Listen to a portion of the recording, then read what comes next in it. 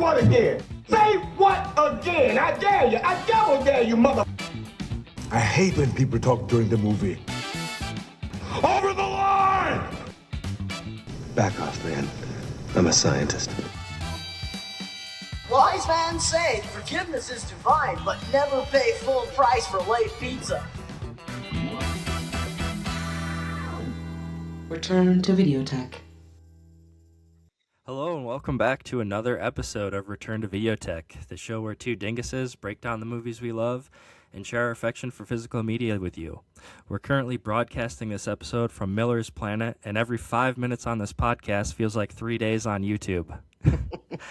That's right, folks. We're going full-blown film bro on this one as we dive into Christopher Nolan's sci-fi masterpiece, Interstellar.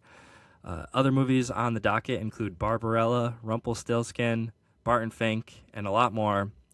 And while some might say continuing to do a podcast with such bad jokes is not possible, Matt and I say, no, it's necessary. I'm Keith, and with me as always is my friend, co-host, and interdimensional space-traveling homie, Matt. How's it going, dude? It's going very well. The difference in energy levels between pre-show Keith and on-air Keith, off the charts right now. Like I gotta try to bring it at least for the first couple seconds, you know? that was like Pulp Fiction when they apply the adrenaline shot. You just like shot up and became a completely different person.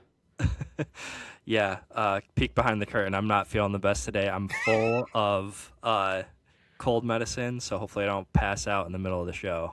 People stunned. For those who listen to the show, it's kind of just like a B storyline of the show, Keith's health situation. Dude, it's the daycare flu, I swear. It just happens over and over again. It sucks, man. I know it's been a little bit of a break between episodes, and it's just been, well, first of all, I did Dry January, and I started it a couple days late because Dave was here visiting, so of course we had to go like paint the town that first weekend.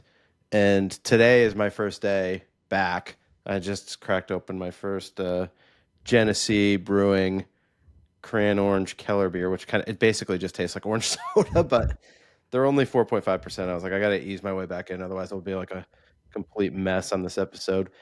But back on the wagon. Is that the correct term? Back on the wagon when you start drinking again? Yeah, we're getting back on the wagon. I missed the wagon. It's a good place to be, the wagon. But you know, it's just been a bleak, dreary mess of an existence for the last few weeks because I mean we had a huge snowstorm. I don't know what your situation is, but like it was like 12 inches and then just like 1 degrees every day after that. So everything's just been like stuck. Finally, like we got some 20-degree days and the sun was out, so some stuff has like melted a little bit, but I mean icicles like from outer space, basically all around my house, like in a way that it seems like Final Destination style. Like Frozen one clouds. fell off the like back of the house over like onto our neighbor's property, and I heard it like this loud crash, and I was like, if someone was standing underneath that, they're definitely dead. So it's been a bleak run for me not having the show. No theater runs, no physical media. I cracked open one of my Criterions, the French Dispatch, 4K disc, cracked. I'm like, what is going on? It's just been a bad run of luck. But I did, of course, email them, and they had me do a whole process where I had to take a picture of the disc and, you know, write something on it. And they are sending me a new 4K disc. So, you know, Criterion, definitely top-notch customer service. But they're taking care of you. That's good. I don't know. I'm hoping that like the show being back will, you know, it's gonna open up a ray of sunshine as we head into spring. Lindsay and I are actually going to Palm Springs in a couple weeks, and I'm just like, next week actually, and I can't wait. I hate winter. I like it for the first couple months, but yeah, the last couple weeks we've had were days on end in the negatives. We had one day that was negative 20. It's just brutal. Yeah, it's just not a fun time to be alive. But Keith, for me, I will tell you, I did place my first pre-order of the year. And speaking of Criterion, it was their release of Network, which I'm excited for when that arrives. So that'll be number one of my 9 purchases that are allowed this year. Yeah, we should create a little tracker or something on the show. Yeah, I was like thinking of things with the Super Bowl coming up, and I was like, should I just do a little segment on like prop bets around the show? Like, you know, will I keep it to 9 and below? I was like thinking of other things. I'm like, how many episodes will we do this year? Will we do more episodes this year than last year? We're already starting off at a crawl. Like, What I gotta ask? Did Lindsay put some like ground rules down? Like, is there a punishment if you end up buying more than 10 movies this year? no, it was self-imposed. Okay. This was not a Lindsay thing. I'm trying to be a better person, Keith. A better human overall. So I just, last year I made a list of goals. Physical media was not in the list, but I hit almost all of them. I was like 9 out of 10 on the goals that I hit last year. And then this year I was like, all right. I mean, especially in a month of sobriety, Keith, when you just look around and, when you're riding that train of having beers all the time and forgetting about all of life's worries, you don't really realize the mess that you've created. This uncontrollable disaster of movies spilling out of every corner of your house. And I was like, all right, I need to get back to making it be like a special thing and really just buy the movies that I want to buy. I mean, blind buys are a fun part of it though. So it's not like I'm not turning that away forever, because it is just that discovery of just seeing a cover that you're enticed by, or a director that you are vaguely aware of but didn't know this work, and just popping that in and checking it out for the first time. I love that experience. So I can't put that away forever. But I was just like, this needs to be a selective year. Let's just pump the brakes and try to get your life back under control. Yeah, I hear you. I don't know if you can see behind me, but I added a new shelf and it's full already behind me. Yeah, So that's awesome. I'm gonna try to take a couple months of chilling out on buying too many movies. But I told you. Oh, go ahead. Go ahead. No, you go ahead. I was just gonna say, in the past, I've told you this before. I keep a list of movies that it's like, if I see this, I need to buy it, or if this gets a re-release, I need to buy it. And there's already things that I've seen that are supposed to be released this year on like Dawn of the Discs or whatever. Like, there's a Manhunter 4K. Like, that's been sitting on my list. It's the first one on my list. I think there was a new Boogie Nights released. That already happened. But that already happened, yeah. Yeah, but there's been other stuff. Network was on my list. I don't know if Alice Doesn't Live Here anymore. Is that getting a release? I don't know. I feel like maybe I saw a post about that. Yeah, like a ton of stuff that is on my list. Maybe I manifest these things to happen. I have that kind of control in the world. But I don't know. Of course, I make a decree, and then they're immediately like, okay, here's a bunch of shit on your list. Now what are you going to do? Yeah, it's a constant struggle. Collecting is an addiction for sure, or it's a disease. Yeah. Well, since neither of us really have too much physical media to show off, did you want to talk about? You said you saw a couple new movies. I don't know. Were they possible in the runnings for like your top 10 from last year? Oh, probably. Yeah. I mean, at least one of them will be in the top 10. I mean, it's going to be tough when I sit down and make the list. I mean, after one battle after another, it gets a little murky as to what's going to be where. Obviously, Sinners is somewhere in the top 5. Weapons is somewhere up there. And then it becomes like there's going to be some decisions that need to be made. But yeah, since I've been at home, one thing that I'll do from time to time is just like rent a movie off Prime or whatever. Like, that'll be a night in, like a planned event. It's something that I'll do usually at the end of the year to try to get caught up on some of the stuff that I didn't see in the theater. Mm-hmm. So I did that with a couple movies. I did watch both Richard Linklater 2025 movies. One was on Netflix, one was a rental, and then I rented Splitsville, which I'd wanted to watch for a while. I just saw that last night, actually. So I'll go in order of my liking from least to best. Number 3 on the list would be Nouvelle Vague, which is Richard Linklater. It's on Netflix. It's Richard Linklater's like it's the making of Jean-Luc Godard's Breathless, but it's also like weaving in a bunch of the French New Wave folklore history. Like Francis Truffaut is a character in it. There's a bunch of recognizable names from that time period. This seems like something I would love, but I was just kind of lukewarm on it. It's interesting. It's kind of that fun meta thing because it's one of those. It's the making of, but it's also telling a story about a time period that's obviously very influential in film history in general. I'm not the biggest French New Wave person overall, though. Like I just haven't gone that deep with it. I like Breathless. My favorite Jean-Luc Godard movie is Contempt, which I feel like is not that well. It's not like considered part of the French New Wave lore because I think it was made for America. But I was okay on it overall. I was just okay. It like I said, it feels like it would be something that's more for me, but I was kind of thought it was a little bit of a drag. I wasn't Really? Yeah. It does sound very Matt, being a movie about the making of Breathless and I know. Richard Linklater. It does seem like it should have been. And I didn't hate it. I just was like not loving it like you would think that I would. Number 2 out of the 3 was Splitsville, which I watched last night. Are you familiar with what that is at all? It's like this kind of weird romantic No, comedy. I don't even know what this is. It's kind of about two dudes and their significant others and the weird situations that they get into. It's written by the two guys that star in it, and they had the audacity to cast Dakota Johnson and I don't know how you say her name, Adria Arjona, in it, who's like stunning, both of them. And I'm like, Yeah. both of these guys seem like schlubby. Like it would be like if you and me made a movie and I was like, oh, I'm gonna cast Dua Lipa as my significant other. And Sydney Sweeney.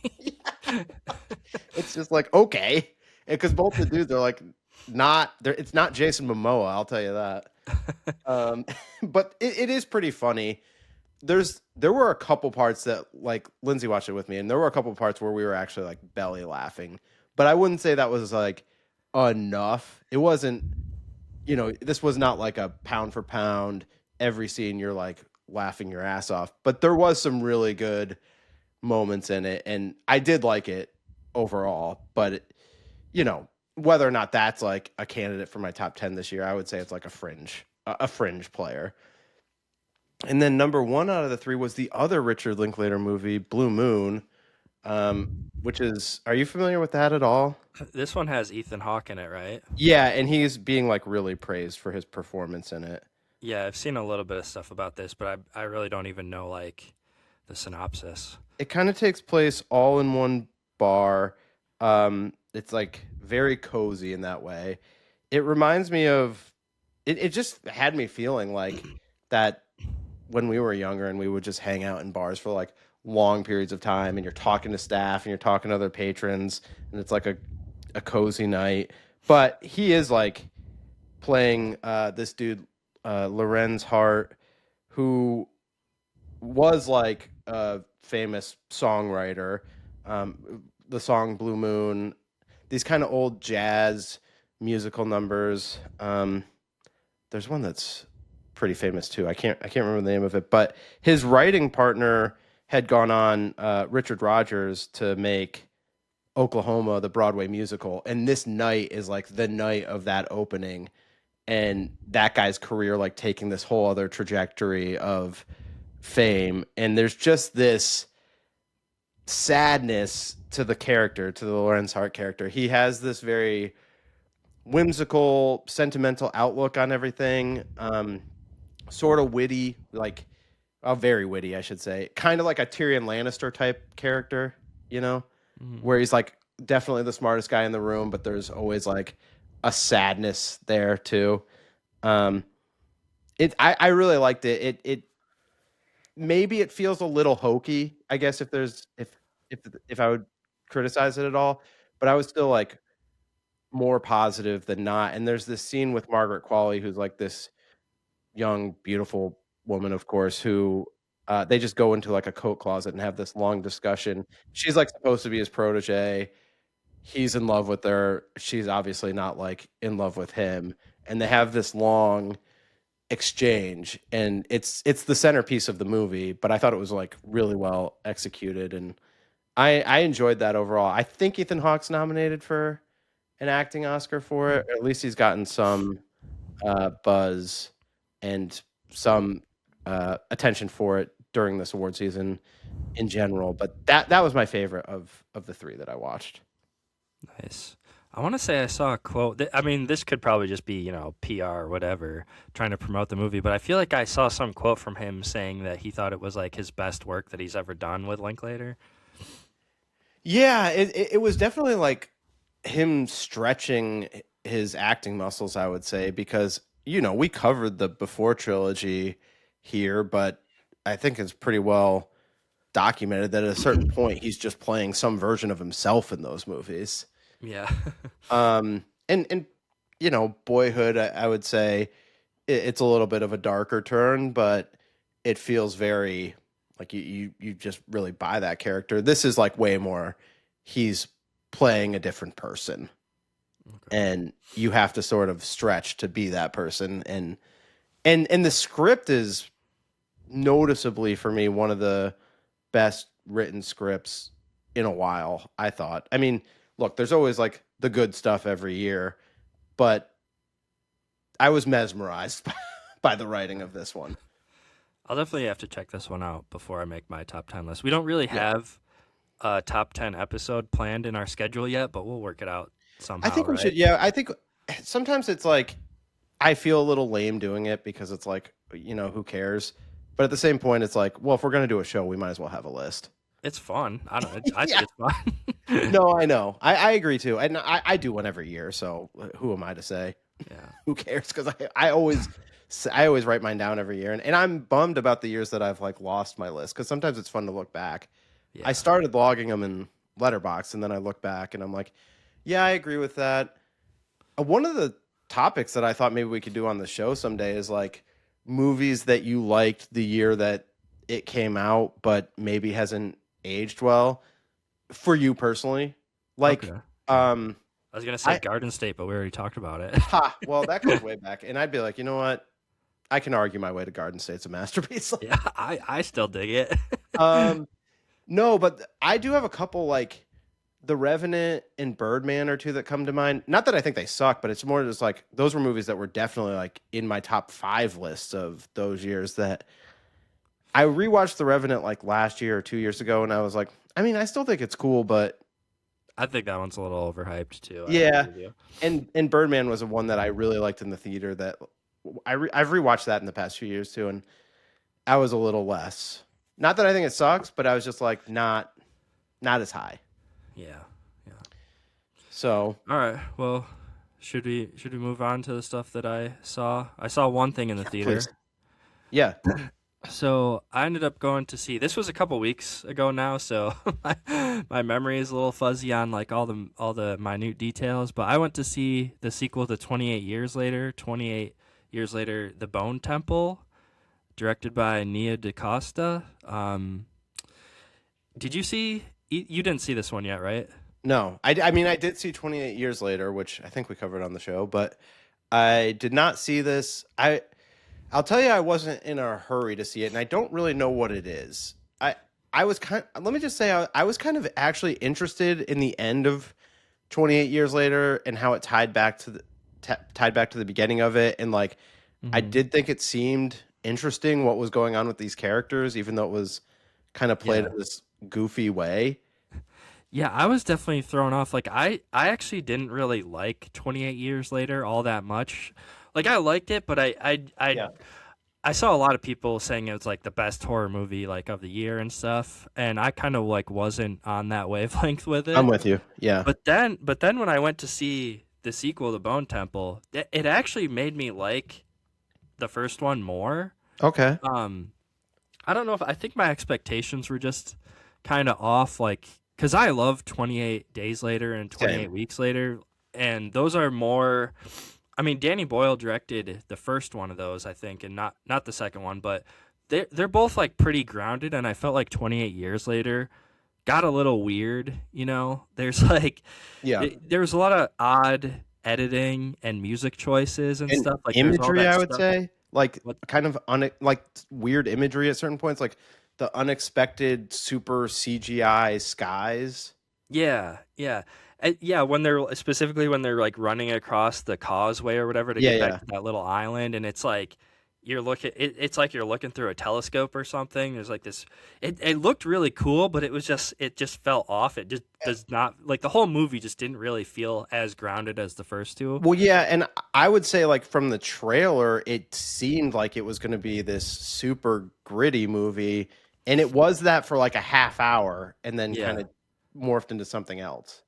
Yeah, and you talked about the ending where the Jimmy Crystal character and his like gang of tracksuit kids shows up at the very end. That left a really bad taste in my mouth. I did not like that. I was like, what is going on? This is so weird. But then when you see what they do with that and that whole gang of the Jimmy Crystal characters or whatever, Yeah. where they go with that in the Bone Temple, I thought was really cool. The movie is like hyper violent and like insane, and it's like there's still some really weird, goofy stuff in the Bone Temple, but it felt a little bit more grounded, at least maybe in like the first half, I would say. Would you say that as you look at your 2025 list, is 28 Years Later a contender for your top 10 list? Because for me, I think it's easily on the outside looking in. Well, I didn't tell you this before the show, but I was watching it actually earlier today, before we started recording. I only got like halfway through because I wanted to revisit it just a little bit before I talked about the Bone Temple. Yeah. I didn't make it all the way through, but it might actually make my list now. Okay. But there's some really cool stuff in the Bone Temple though, dude. I think you would actually really like it. Like there's some really fun needle drops. Like there's a scene, I don't want to totally spoil it, but there's a scene that like everybody's talking about online where the Ray Fiennes character does this like insane dance to an Iron Maiden song, and he like it's super cool. It just I was pleasantly surprised by my experience with this. And there's some really good performances by Jack O'Connell, the guy that's getting praised for Sinners. He was like the main vampire in Sinners. He plays the Jimmy Crystal character. Oh, yeah. I guess I didn't realize that was the same guy, but now that you say it, it's clear as day. Yeah, it's kind of hard to tell because he has like the weird blonde wig, and yeah, he looks kind of different. He seems familiar to me too. Like not that I know him from somebody else, but I don't know. He kind of reminds me of the guy that played like Ramsay Snow in Game of Thrones. Or something? Yeah. He does kind of look like him. Yeah.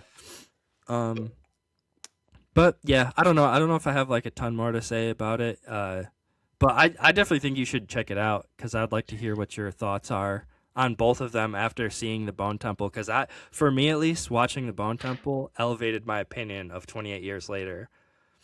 Yeah, I feel like I've heard. It feels like it's being well received in the overall film community. I don't know what it is. After that 28 Years Later, which I was mildly excited for, and I didn't dislike it by any means, but I sort of was finding myself like not caring about revisiting this world. I don't know what it was. It's just not in a hateful way. I just felt very agnostic about it.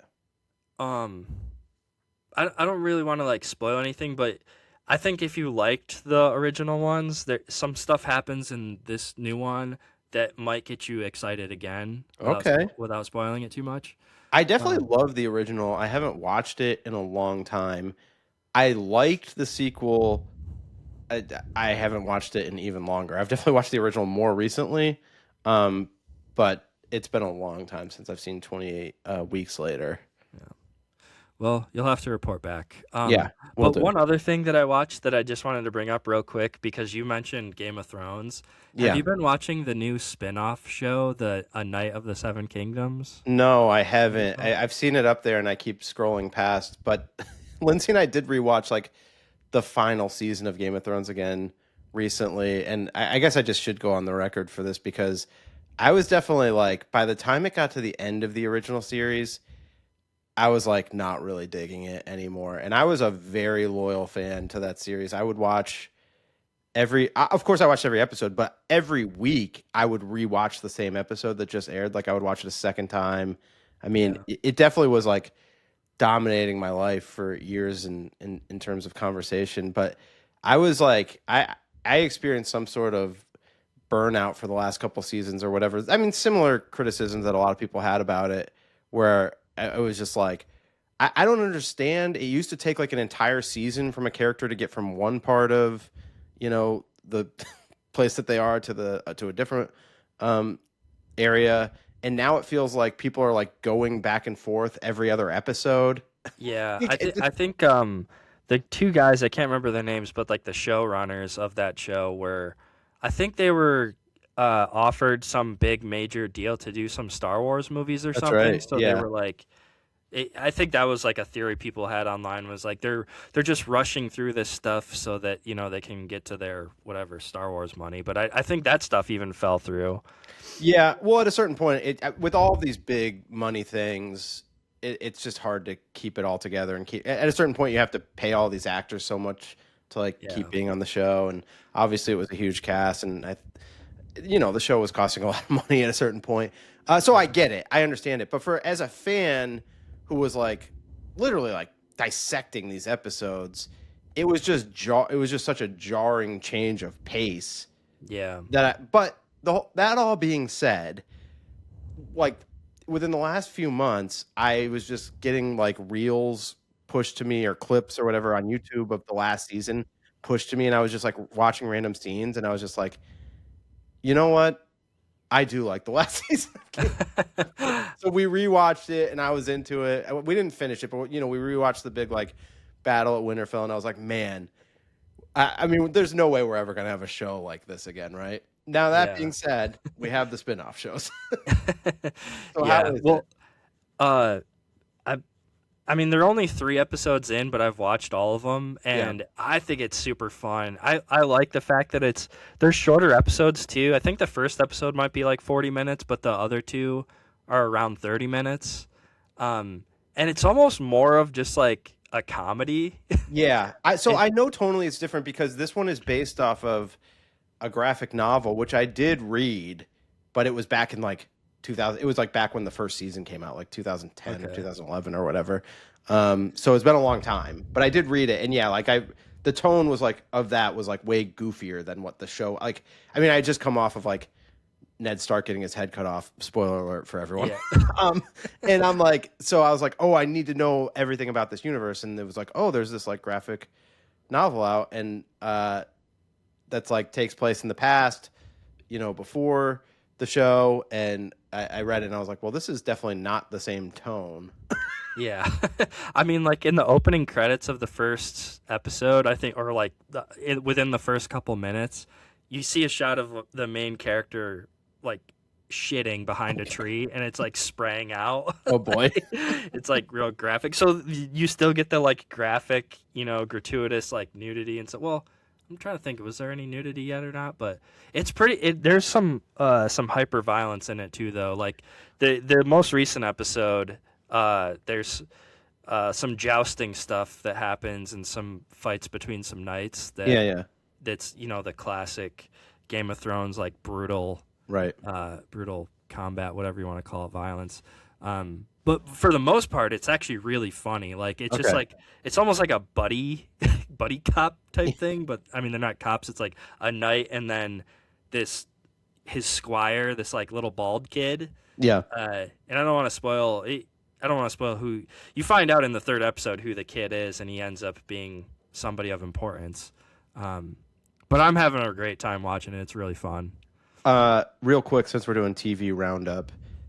Because I barely ever watch shows, but one snowed-in day, because there's been several, and one of the snowed-in days we just decided to watch that I Love LA show on HBO Max, and it's got the girl from Shiva Baby in it, which was a movie that I liked quite a bit. Well, she's like the creator of the show, And is I it liked that Rachel? movie too. Yeah. I don't think we've talked about it, but I thought it was cool. Yeah, I rewatched that like fairly recently, and then I was like, all right, let's watch her show.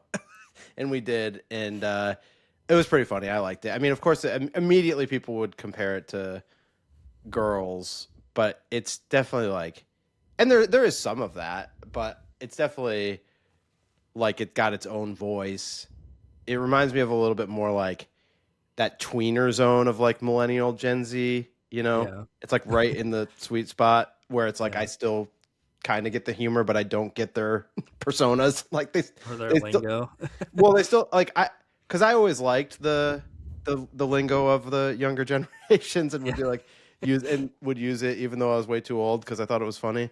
But like they're like right in that zone where it crosses over into like, okay, unrecognizable for me. Yeah. Are they saying stuff like skibbity and like Probably, yeah. But I don't know. We powered right through it. I was finding myself enjoying it. Yeah, I like that girl. Is it Rachel? Is it? I always want to say like Rachel Sennett, but I feel like it's I think that's right because I think one time by accident I called her Rachel Sonnet, and Lindsay was like, "She's not a poem." I was like, "All right, just relax. I mixed two vowels up. Take it easy." But yeah, so in terms of TV, I never watched shows really, but we got right through that in a day. It was a very easy watch, and I enjoyed it all the way through. Nice. Okay, do you want to take a quick break and come back and do our blind buy segment, Yes. or do you want to just roll into it? Let's take a quick break. All right, we'll be right back. All right, we're back, and it's time for our blind buy segment. And Matt, this episode, you picked The Ice Storm. That's right. The Criterion Collection, which was a blind buy for me a few years ago. The title seemed apropos for the current weather situation, as you know, my house was just completely freezing over all around it, and everything was turning to wild icicles. But it's from 1997, directed by Ang Lee. It was a little bit of a cheat for me because I had opened it before and put it on, but the Blu-ray disc was like skipping on my old player, and I got like frustrated and took it out. And guess what? Put it on my new player, and it played the whole way through, no issue. So my old player was definitely like not the best. It's directed, like I said, 97, directed by Ang Lee. Super kind of weird because it's like, I don't know, he did Crouching Tiger, Hidden Dragon after this. Mm-hmm. Well, I don't know if it was right after, but sometime after. Obviously, he does Brokeback Mountain. Had another movie that was like Oscar nominated somewhere between 2007 2010 era. I can't remember what it was, but there was definitely another big Ang Lee Oscar buzz movie somewhere in that time. It'll come to me at some point. But it takes place in the 70s. This seems like it should be super up my alley. And it kind of was, but I didn't like it as much as maybe I would have figured I would have. I mean, there's a lot of weird Richard Nixon stuff going on. It takes place like while the Watergate stuff is happening. It's about suburbia in this time period. They're in like Connecticut, so it's definitely like wealthier people that like commute to New York City. But it has Katie Holmes and Tobey Maguire in it. This is like a few years before Wonder Boys, and it's like the same people. It's winter. I'm like, this feels like it should be right up my alley, and I liked it okay. I liked it okay. Yeah, we talked about this for like 30 seconds before we started recording, but the only thing I remember from this movie is the parents like go to a swingers party or something. Yeah, which is unexpected. Sigourney Weaver is she's not the parent of the main family. So there's a couple families. It's like Kevin Kline and Joan Allen are the one, and then Sigourney Weaver is the wife of this other family. A young Christina Ricci is in it as well.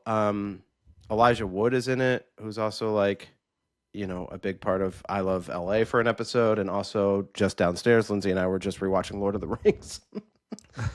So after me not thinking about Elijah Wood for quite a while, to be honest, he's now popping up all over the place in my life, and it's good to see. It's good to feel his presence back.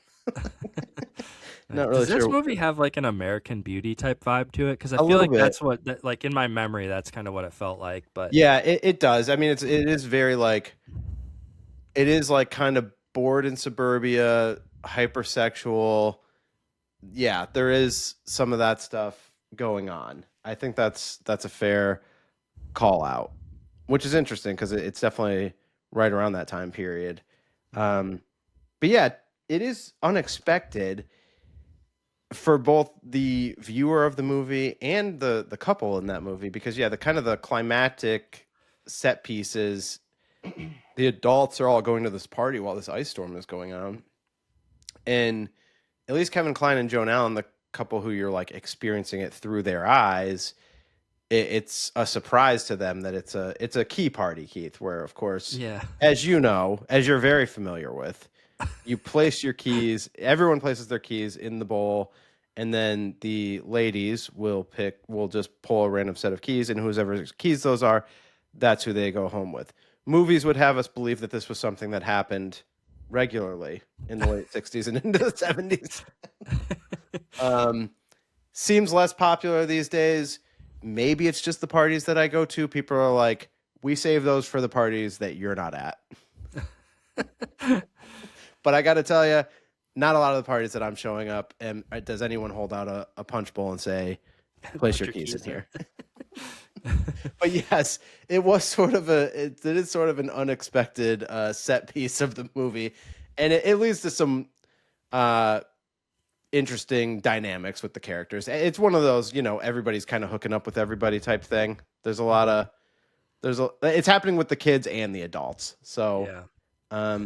I think it's just one of those weird suburbia, like maybe the downfall of the American Family type movies.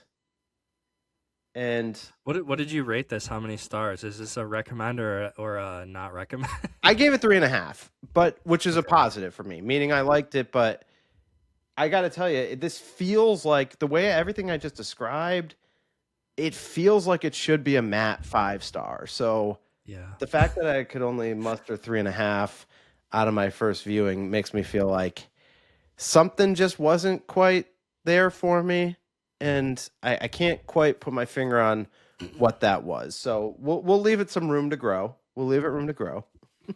But this time around, despite it having all of the ingredients to make like a matte souffle, it was just an okay one. 3.5 stars. That's a bad score from you. So no, well, that it means I still liked it. 2.5. Actually, that's more of a bad score from me. You 3.5 is like a okay score from you. It depends on the day. I mean, I called you out for giving Wonder Boys 3.5 as I would take that as a straight insult to me. And you're like, no, that's a good score. That means I liked it. And now you're on the record saying that means it sucks. Yeah. It depends on the day for me too. Yeah. Should we move on to mine? Yeah, please. That's the ice storm. All right. So my pick was I wanted to watch something kind of spacey. I've been in a space mood. I neglected to mention in our opening segment that I actually did buy Interstellar. Like I upgraded to the 4K, and I also got Dune. So I watched Dune. But then, I don't know why I'm telling you this. I'm basically just saying that I've been in a space mood because I watched Dune, I watched Interstellar. Wait, were you in a space mood before we were planning to do Interstellar, or Interstellar put you in a space mood? Honestly, I'm kind of just like always in a space mood. Like I love space movies. Yeah. We don't get to watch a lot of them in my household because it definitely... Like, Lindsay couldn't watch Interstellar. She's seen it before, but when I was like, we're doing it for the show, she's like, I don't want to watch that. She's like, space it's too much.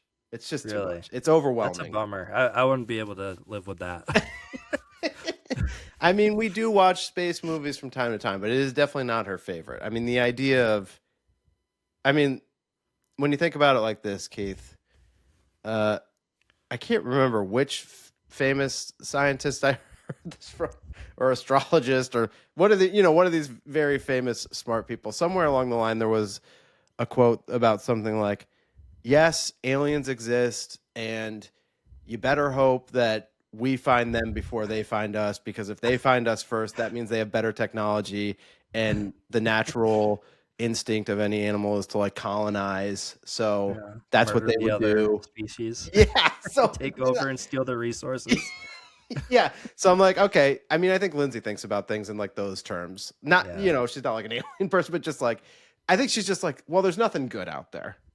All right. Well, allow me to pitch you on my blind buy pick that we haven't Please. got to yet. Yeah. Barbarella from 1968, starring the beautiful Jane Fonda, Yes. based on a French comic. Dude, actually, I think that you and Lindsay would like this. It's a very goofy, fun sci-fi sexcapade. Absolutely. That I am sold. And I'm sure Lindsay is as well. Who doesn't love Jane Fonda?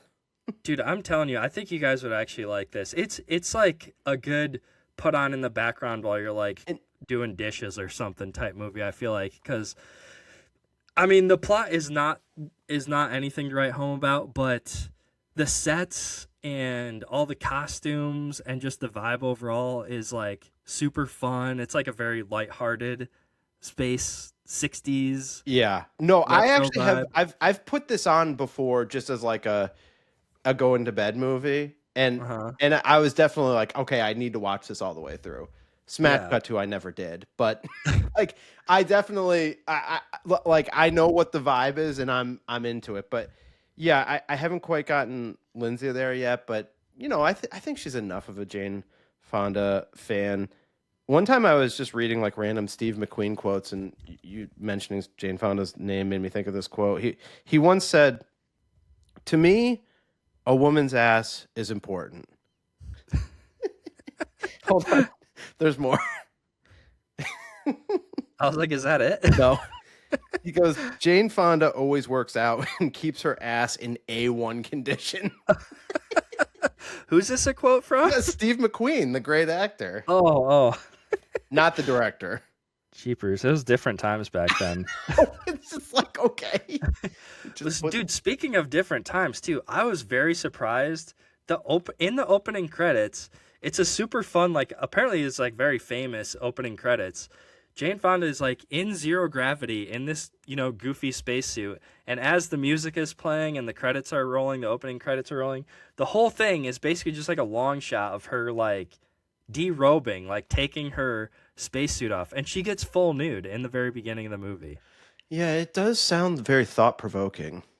Yeah. It's a meditative I mean, I was just film. surprised that she was getting nude, I don't know how big of a star she was when this came out, but... Well, she's committed to the craft, Keith. Yeah. What is that an Arrow? Is it? Yeah, this is an Arrow release. I just have the Blu-ray. I think there's a 4K out. I'm kind of bummed that I didn't get the 4K because I'm sure with all the cool sets and everything, the 4K would look really cool, really nice. But yeah, like I said, the story's pretty goofy. It's just about Jane Fonda's like this space adventurer, and she gets sent on this mission to rescue a scientist who's like presumed captured or something. Kind of funny, the scientist's name is Duran Duran, which is, I looked it up, it is where the band got the name from. That's amazing. Like they were inspired, to name their band after this dude. I did not know that, but that's like a good piece of information to have. I feel like that could come up as a trivia question like someday in my life. Yeah, that's a good trivia question. I'm glad that I know that now. All right, well, that was a very lovely blind buy segment. Should we get to our main feature? Yeah, let's move on. All right, Matt, it's time for the main event. We're doing Christopher Nolan's Interstellar. Take it away. Here at Return to Videotech, we pride ourselves on investigating hard-hitting topics like, is Interstellar a film bro movie? Without a doubt, it's a complicated issue and one of the utmost cultural importance. As I think back to my experience with this film, it began, to no one's surprise, at the theater. I remember it pretty well. IMAX, of course. It was a colder autumn night of opening weekend. My friend had sent me some article about people that were seeing it in the IMAX on opening weekend and would receive this cool 12x16 promotional poster. It had a spaceship mid-launch heading vertically towards the stars, leaving behind a small farmhouse in the center of the image with the film's title in big capital letters at the bottom. I needed this poster. Upon arrival and ticket checking, Nothing. Not a hint of a poster in sight. I checked the scene in the theater, scanning the room for any lucky losers, gripping lovingly to this prized limited edition print. Again, nothing. My heart sank. How could I enjoy this movie now? I should have known there was some fine print somewhere I didn't read, though to this day I still don't know what that was. I guess you could compare my emotional state to when Matthew McConaughey's character, Joseph Cooper, comes back from that water planet, loses 20 years of his kids' lives, and watches a series of mostly grim videos from them. I still think about missing out on that damn poster. But like most of Christopher Nolan's films, the in-theater experience was a memorable one.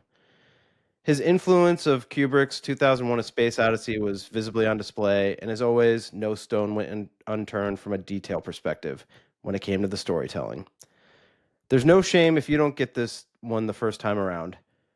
Chris and his screenwriter brother Jonathan had leveraged Kip Thorne. Yes, that's right. Everyone's second favorite theoretical physicist as a consultant on the scientific elements of the script. I caught a clip of Neil deGrasse Tyson having a conversation with Thorne, and even he needed some help putting it all together. Frequent collaborator Hans Zimmer, who had worked with Nolan on the Dark Knight trilogy and Inception, was again brought on board to compose the score. Zimmer would later go on record to say it's his personal favorite out of his entire body of work, which is substantial. The simple melodies are given a harrowing depth as they bellow through the organ pipes and become both pulsating and melancholic. It really is one of the all-time iconic film scores. And let's not forget McConaughey, in the height of the McConaissance. This was the same year as True Detective Season 1. He had completely reformed his image from rom-com heartthrob to weirdo badass, and this was a home run casting move. I think he's only looked upon fondly at this point, but for many of us, there was still a period of transition. But he came out of Interstellar an absolute shining star of a leading man. On our recent covering of Wings of Desire, I questioned how bro-y a film could be if it mostly elicited tears. Well, if there was any shame to be had from the single tear Wim Wenders inspired, one look from my film bro brethren at the complete weepy mess I was for the entire second half of Interstellar would quickly find me excommunicated from that group. On the other hand, the fact that I missed out on that poster and it left me feeling like I was marooned on Dr. Mann's planet may just be enough to get me back in their good graces. All right, Keith. So, the first question, is Interstellar a film bro movie? I don't know. I mentioned that in our last episode, or it was talked about a little bit, about how I feel like I see people on the internet making fun of people who love this movie. Yeah. And I need to clear this up. I wasn't making fun of anybody. I love this movie. I don't give a shit if it's a film bro movie or not. Like you, I was fucking bawling when Cooper comes back from Miller's planet and he's watching those videos, and it's really sinking in and hitting home when he realizes that he missed out on like the majority of his children's lives. I know. I don't know if I was just like cold and dead inside when I first saw this movie in the theater and it didn't affect me, but this time, maybe because I have a kid now, I was fucking bawling, dude. The last two times that I've watched this movie, I mean, the last time I watched it, I was kind of in the midst of a nervous breakdown, emotional crisis, which don't worry, that happens from time to time with me, as Keith knows. But I was like a weepy mess like the entire run. This time that I watched it, I was like pretty good for the first half. But yeah, from a certain point on, I just like could not hold it together. So yeah, if you want to isolate this stuff and talk about, oh, here we are, a couple of film bros talking about how great it is that Christopher Nolan was able to capture what a wormhole would actually look like, and then people actually found a real one years later. It's like, no, we're talking about how we cannot emotionally keep it together while we watch this movie. Well, okay, so I think here's my theory on like why this movie gets made fun of, or why that whole dialogue happens online. I think it's because there's so much like hard science in this movie, and it's very nerdy, and you can dive deep into all that stuff, and there's books written about it. Like Kip Thorne wrote that book, The Science of Interstellar, which I haven't read, but I kind of am interested now. Like you said, Neil deGrasse Tyson has done like multiple episodes of his show on this, and it's like that stuff can all be made fun of, but this is one of those movies that works on like two levels for me. It's like the hard science stuff is super cool, the sci-fi aspect of it is super cool, but also the emotional aspect of it is like so crushing. Yeah, and there's this kind of give, take, push, pull throughout the movie happening where it's like the science is a big element, and then like man and survival and what motivates like mankind like pushed up against the science element of it, like that's the fight. And somehow it feels like Cooper like captures all of that. Like he's weirdly cold and pragmatic about things, and then he's like emotional and driven by love at times too. Like he's sort of the dichotomy of both. But I feel like the whole movie there's this push of like the science brain and logic, the the Spock like Vulcan logic versus like the human, like what drives a human being, which is obviously they hit on survival a lot, and then love is like another element of that as well. And I feel like those two forces are kind of pushing up against each other through this whole movie. I do feel like the Nolan brothers and their scripts in general, because there's so many like Easter eggs and all of these things like kind of buried in the subtext of their scripts. Certainly with this, I would say Inception as well, which I think has become a movie that people actually roll their eyes at more now, but like for me, it was definitely like a phenomenon the year it came out. Like it was just like a movie that you couldn't stop talking about, because again, it was another one of these things like, oh, well, does this mean this? And like, does that top spinning at the end, does it like kind of take a dive? Like it's going to go down. And I get it. Like I sort of feel like, one day I stumbled across a, can you still hear me? Okay. Sorry. My computer locked out for a second. I stumbled across a video of like two dudes just like freaking out about Kendrick Lamar videos, or like Kendrick Lamar lyrics. And I was like, okay, this is what people think when I'm like talking about a Nolan like movie script. But you know what I mean? Like they do, I do feel like they put a ton into these things, and there's always these like little winks and little nods and like these little things that are tied together that are like kind of like buried in there, and you're like, okay, wow, that's clever. And Yeah. so I get it. I'm sure there's a million videos of people like geeking out like, oh, and can you believe that they put this in too? Yeah. Yeah, and I mean, if you want to make fun of people for getting super nerdy about that stuff, have at it. I don't care. I love this movie. Yeah, no, I love this movie too. I actually just upped it from 4.5 to 5 stars because I was like, who am I kidding? Yeah. I was like, and it sort of feels to me like this is actually the second Nolan movie we did, because we did do The Dark Knight Rises. I kind of feel like Nolan becomes like an easy target for more of the pretentious film crowd, like because I think they have this. I mean, maybe I think he gets it from both sides. To be honest, I think he gets unfairly criticized from people who hate the pretentious Criterion stuff, and then he also gets it from those people too, because it's like he's too successful, or he has been too successful to really stay with like the art house crowd, Yeah. like since Memento and that The Following or whatever that first movie was he did. But like, to me, it's like where I always stick with him, and I don't love every movie. Like I know Inception, like I said, has become one that it sounds like people are more willing to like hate on now. I still like Inception. I did not really care for Tenet, and I've never really come around on it. honestly, Tenet is the only one of his movies that I've seen that I just didn't like. Yeah. And I think it was because it was just it was too much for my brain to comprehend. Like there's a lot of hard sciencey stuff that in this movie, in Interstellar, that's like hard to understand, but I think the fact that it has that emotional core too makes it enjoyable, even if you're not into the sciencey stuff, if that makes sense. So no, like, it does. I agree with that as well. I also just didn't find I wasn't having that much fun with the action stuff in Tenet though either. yeah, it was just so confusing because it's like playing forward and backwards at the same time. I actually have only watched that movie once in theaters, so Yeah. I probably should give it another watch before I like totally shit on it, but Yeah.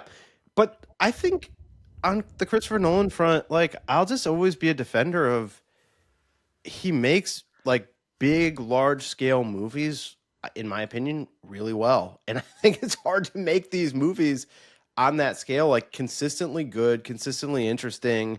I'm always in love with whatever effects are happening because he mostly plays in the practical effects space. Obviously, there's some CGI, but like he's definitely a big fan of practical effects. He's really meticulous and detail oriented, and like I said in the opening, like you just get that feeling like no stone goes unturned when he's like trying to prepare a story and prepare a movie and make it as best as it possibly can be. And I mean, I love Oppenheimer too. Oppenheimer is probably my most watched movie over the last, like, since that came out. I don't know, 3 years now.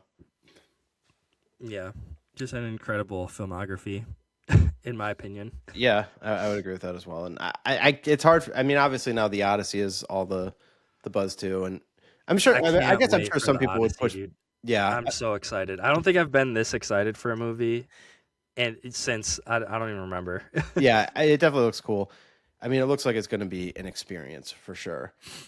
I guess some people would probably push back on this and be like, what are you guys talking about? All of his movies make a ton of money. Like, they're all critically acclaimed. I get that. That is true, too. I mean, it's not like we're rooting for an underdog here. But I do feel like there is a snarky contingent of people that are just like, Nolan.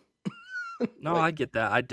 I've heard it myself. I Yeah. see it online all the time. Yeah. But and it's just like, I don't feel embarrassed or lame saying that. I think he made, like, just like there was always a place for like the Spielbergs and the Coppolas. I mean, Coppola's a little bit of a mixed story because he was like this, he would make these crazy big movies that were like really well. And then like, you know, whatever, like completely crash out and make these like bombs. Like his was like all over the place, but whatever. I mean, he had a run of like huge movies that were like these big productions. And of course, Spielberg. And I just feel like Christopher Nolan's like not one of them exactly. If anything, maybe he's like a mix between Spielberg and Coppola and Kubrick, like all of them. But I mean, he's one of our only versions of that now. And I just, we don't have enough of those. Yeah. No. I'd love to have 3 more Nolans. Yeah. Yeah. I mean, the only directors making huge sci-fi movies that like are not like superhero movies are like James Cameron, Nolan, and I can't even think of another one making big sci-fi movies. Like, I mean, I don't think there's a ton of people with a track record like that. Villeneuve.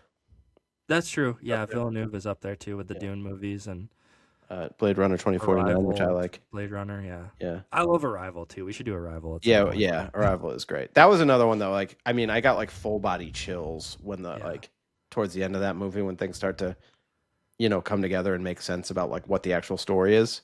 Yeah. That's a good double feature with Interstellar. Yeah, that would be an emotional evening. All right, are you getting ready to get into your notes and go through the plot, or is that how we're doing it this Yeah, episode? we are because there's so much to go through. And I when I was like keeping my notes as I was going through the movie, and I skipped big chunks, and I still ended up with like 27 like bullet points. So okay, let's get into it then. All right, the opening, like right out of the gate, a lot of foreshadowing and exposition, all in like the opening credit sequence. You have the dust off the bookshelf. You have Murph, who's Cooper's daughter, saying, "I thought you were the ghost," to her dad, which, you know, spoiler alert, because we're gonna go through this whole thing. He is, you know, she says that right to him right in the beginning. So you're getting like all this. It's just you're getting. It's like a Springsteen song. Like the first 2 lines of the song tell you everything you need to know. That's what's happening in this opening, and they're on this little farmhouse. They're in this this Dust Bowl type universe. You know, it's interesting that you say that because I just rewatched The Prestige too, and he does the same thing where he shows all the hats at the beginning. Yeah, of The Prestige. That's like a thing that Nolan likes to do. He's kind of giving away something early on.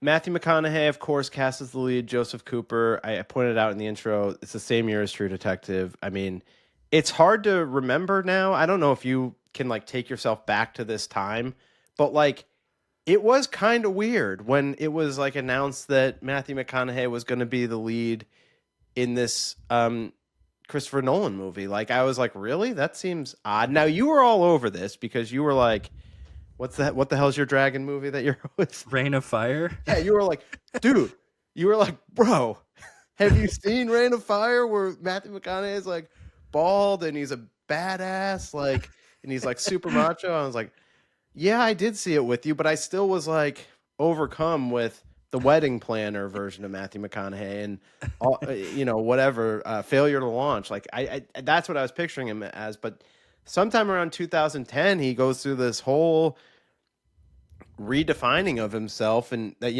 of course, he's in Killer Joe, which I'm a big fan of. But I didn't see that until like years after it came out. So was True Detective before or after Interstellar? I was trying to remember. I think it was.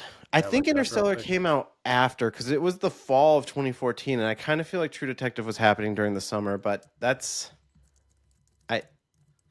just me trying to go off my memory, which probably isn't super solid. January 12th, 2014. Okay, so it was right at the beginning of the year. Okay. Yeah. So So it was same probably, time period, though. Yeah. But it was like this really solidified Matthew McConaughey as like, and he had done Wolf of Wall Street like maybe the year before that, where he's really only in that opening scene or whatever, but he has like a completely insane, memorable performance. Yeah. You got to pump those numbers up. Those are rookie numbers. You know that? Do you know the story about that part too? The thing that you're doing, which is like, did he improvise it or something? It's not even improvising. Like, he was like doing that to get ready for the scene. Oh, really? Yeah, and like there's a part where Leo like looks off to the right with kind of like a weird look, and supposedly the story goes that like that was just real, and he was reacting and looking over at Marty, and Marty was like, roll. Like, just go right. That's awesome. I don't know like if that's true or like I think some version of that is probably true, but like, yeah, that McConaughey was just doing that. So that, yes, quite a period of reinventing himself and becoming just someone that we believe is like a super cool leading man. Yeah. This is probably my favorite performance of his already too. We already talked about a little bit when he's watching those videos and he's crying. It's like, it's been memed, but you can't deny that that's like an incredible just scene and performance. Yeah. I mean, we'll have to stop and talk about that part. I do have a little anecdote about it when we get there. Okay. Yeah. Sorry to skip ahead. No, that's okay. It's all fair game, Keith. I'm going to try to keep us a little bit on track. But like I said, I skip big chunks. So like, if there's things that like you feel like need to be talked about and we get past it in chronological order, we can go back because I'll just cut you off. Yeah, please do. Yes, the Keith interruption is the new name of the show. So yeah, like I said, there's Dust Bowl comparisons, which, I don't know history well, but I think the reason why, they chose to have that type of a vibe is because, there was some man-made, efforts where man was the reason that led to some of the Dust Bowl problems. And I think that's what's being insinuated here. There's some little commentary that's laid out in the little videos when you see them later and they're talking about this time period. And they kind of hit on like humans and consumerism, like sucking up the world's resources, something like that. Mm-hmm. Did you know that some of those interviews that are playing in the beginning are just taken from some documentary? Yeah, about like the actual archival footage or something, other than obviously the character that plays Murph. But yeah. I think that documentary is actually about like the Dust Bowl. Right. Yeah. So the only crop left is corn, and this is one of those things that I feel like people, if you want to geek out about details, like they say it, and you're like, oh wow, okay, corn, like that kind of sucks. But then if you pay attention, when they're at the baseball game, people are only eating popcorn, like they're eating like cornbread at the house. Like you're like, oh wow, like if you really like pay attention, it's like Oh, what a rough existence! Like they're drinking. Breakfast is like corn pancakes and corn chowder. Well, that's the thing. I mean, they're drinking beers on the porch at some point, and there's no grain or whatever. So it's like, what is this? Like corn beer? Some version of that, right? Like, and I don't know. Murph is his daughter. The older version of her later in the movie will be played by Jessica Chastain, and then actually, what's her name? Who plays the old version of her? The lady from Requiem for a Dream. The nice lady from Requiem for a Dream. Ellen Bernstein. Burstyn, yeah. Burstyn. Yeah. Sorry. And Burstyn. but her character's name is Murph, and she was named after Murphy's Law, which they talk about in the movie, and it's actually a more optimistic spin when Cooper explains it. Of course, she's coming from like, oh, I'm named after Murphy's Law, which, Keith, I've always known as anything that can go wrong will go wrong, and I've used that to describe myself on many occasions. And she's expressing that to her dad, and he's like, no, we named you that because it's whatever can happen will happen, which is a far more optimistic spin on Murphy's Law. Yeah, it's. I've heard people say it's like a bastardization of the Murphy's Law. Yeah. But I mean, who cares? It's no, but I like that hopeful outlook on it, which is kind of at the core of the movie too. Yeah, I mean there's the human survival element, but then there's that like gripping to hope element too. Yeah. So it's at this point in my notes that I have to talk about something, and even though I was very minimal on physical media for this episode, although I do just have a very basic Interstellar 4K. Nothing special about it, Keith. When I first started collecting 4Ks, I didn't have very many of them. I had my whole like Criterion collection, and they were starting to do 4Ks slowly. The first 4K I bought on its own was Once Upon a Time in Hollywood, and I was just like, I need more 4Ks, and Amazon had for cheap, like relatively cheap, Interstellar and It's a Wonderful Life. So I picked just up standard versions of those. And it took a while to actually watch Interstellar, but once I did, I was crying. And I was like, wow, I'm so happy. But the score, I have the soundtrack on 180-gram vinyl here. Nice. Lindsay got this for me as like a Christmas gift one year. And it's just, I mean, I'll put it on in the house. It's kind of tough because it is foreboding at certain points. Yeah, there's some scary stuff. I don't know how to describe it, but yeah, foreboding, like almost horror-esque type. Yeah, it's not sections, always chill. But... It's not always chill, but this score stuck with me from the second I walked out of that theater. I downloaded a bunch of the same melody is used like over and over in different versions, but I downloaded immediately after I saw this movie. That's like the STAY, like is the title of the song, spelt in capital letters with periods in between each letter. And that's like one of the more pulsating ones. And I had that on my like running playlist. And like still to this day, I'll put that on when I'm running. And it's interesting now because this Interstellar main theme, like, do you notice how many like reels and I'm sure TikToks, not that I have TikTok, but like, do you notice how many times like some version of this Interstellar theme like pops up in like videos that people use? Yeah, it's all over Instagram. It's constant. So whatever. I like, I'm not claiming I was ahead of it or anything, but it's just it's definitely one that's like caught on and has like, I mean, we're more than 10 years later and that theme song like just pops up in all sort of different iterations. Yeah. I mean, I'm sure we'll get to it, but the part where they're like trying to reconnect to the endurance and they're doing the whole spin maneuver, when the music like swells there, that's like my favorite part of like all the music. And it's just like probably one of my favorite parts of the whole movie.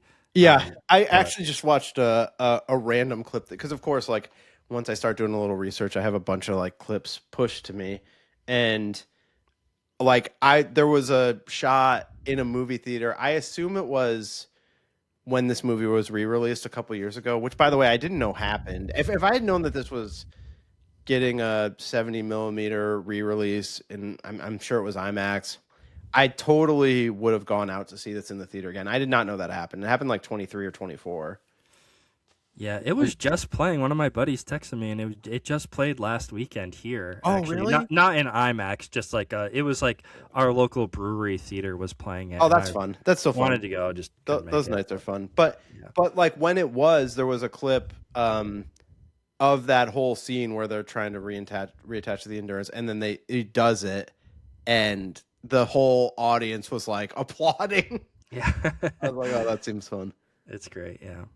But yeah, this score is definitely iconic, and the score has probably like outlived the movie, even just because of how many friggin' Instagram videos it pops up in. Mm-hmm. But when Nolan was working with Zimmer on it, and he approached him to do the movie, he was like, "I'm just gonna give you an envelope with a letter in it, a one pager. It's gonna tell you a fable, and at the center of the story, it's about like a dad leaving his kids or whatever."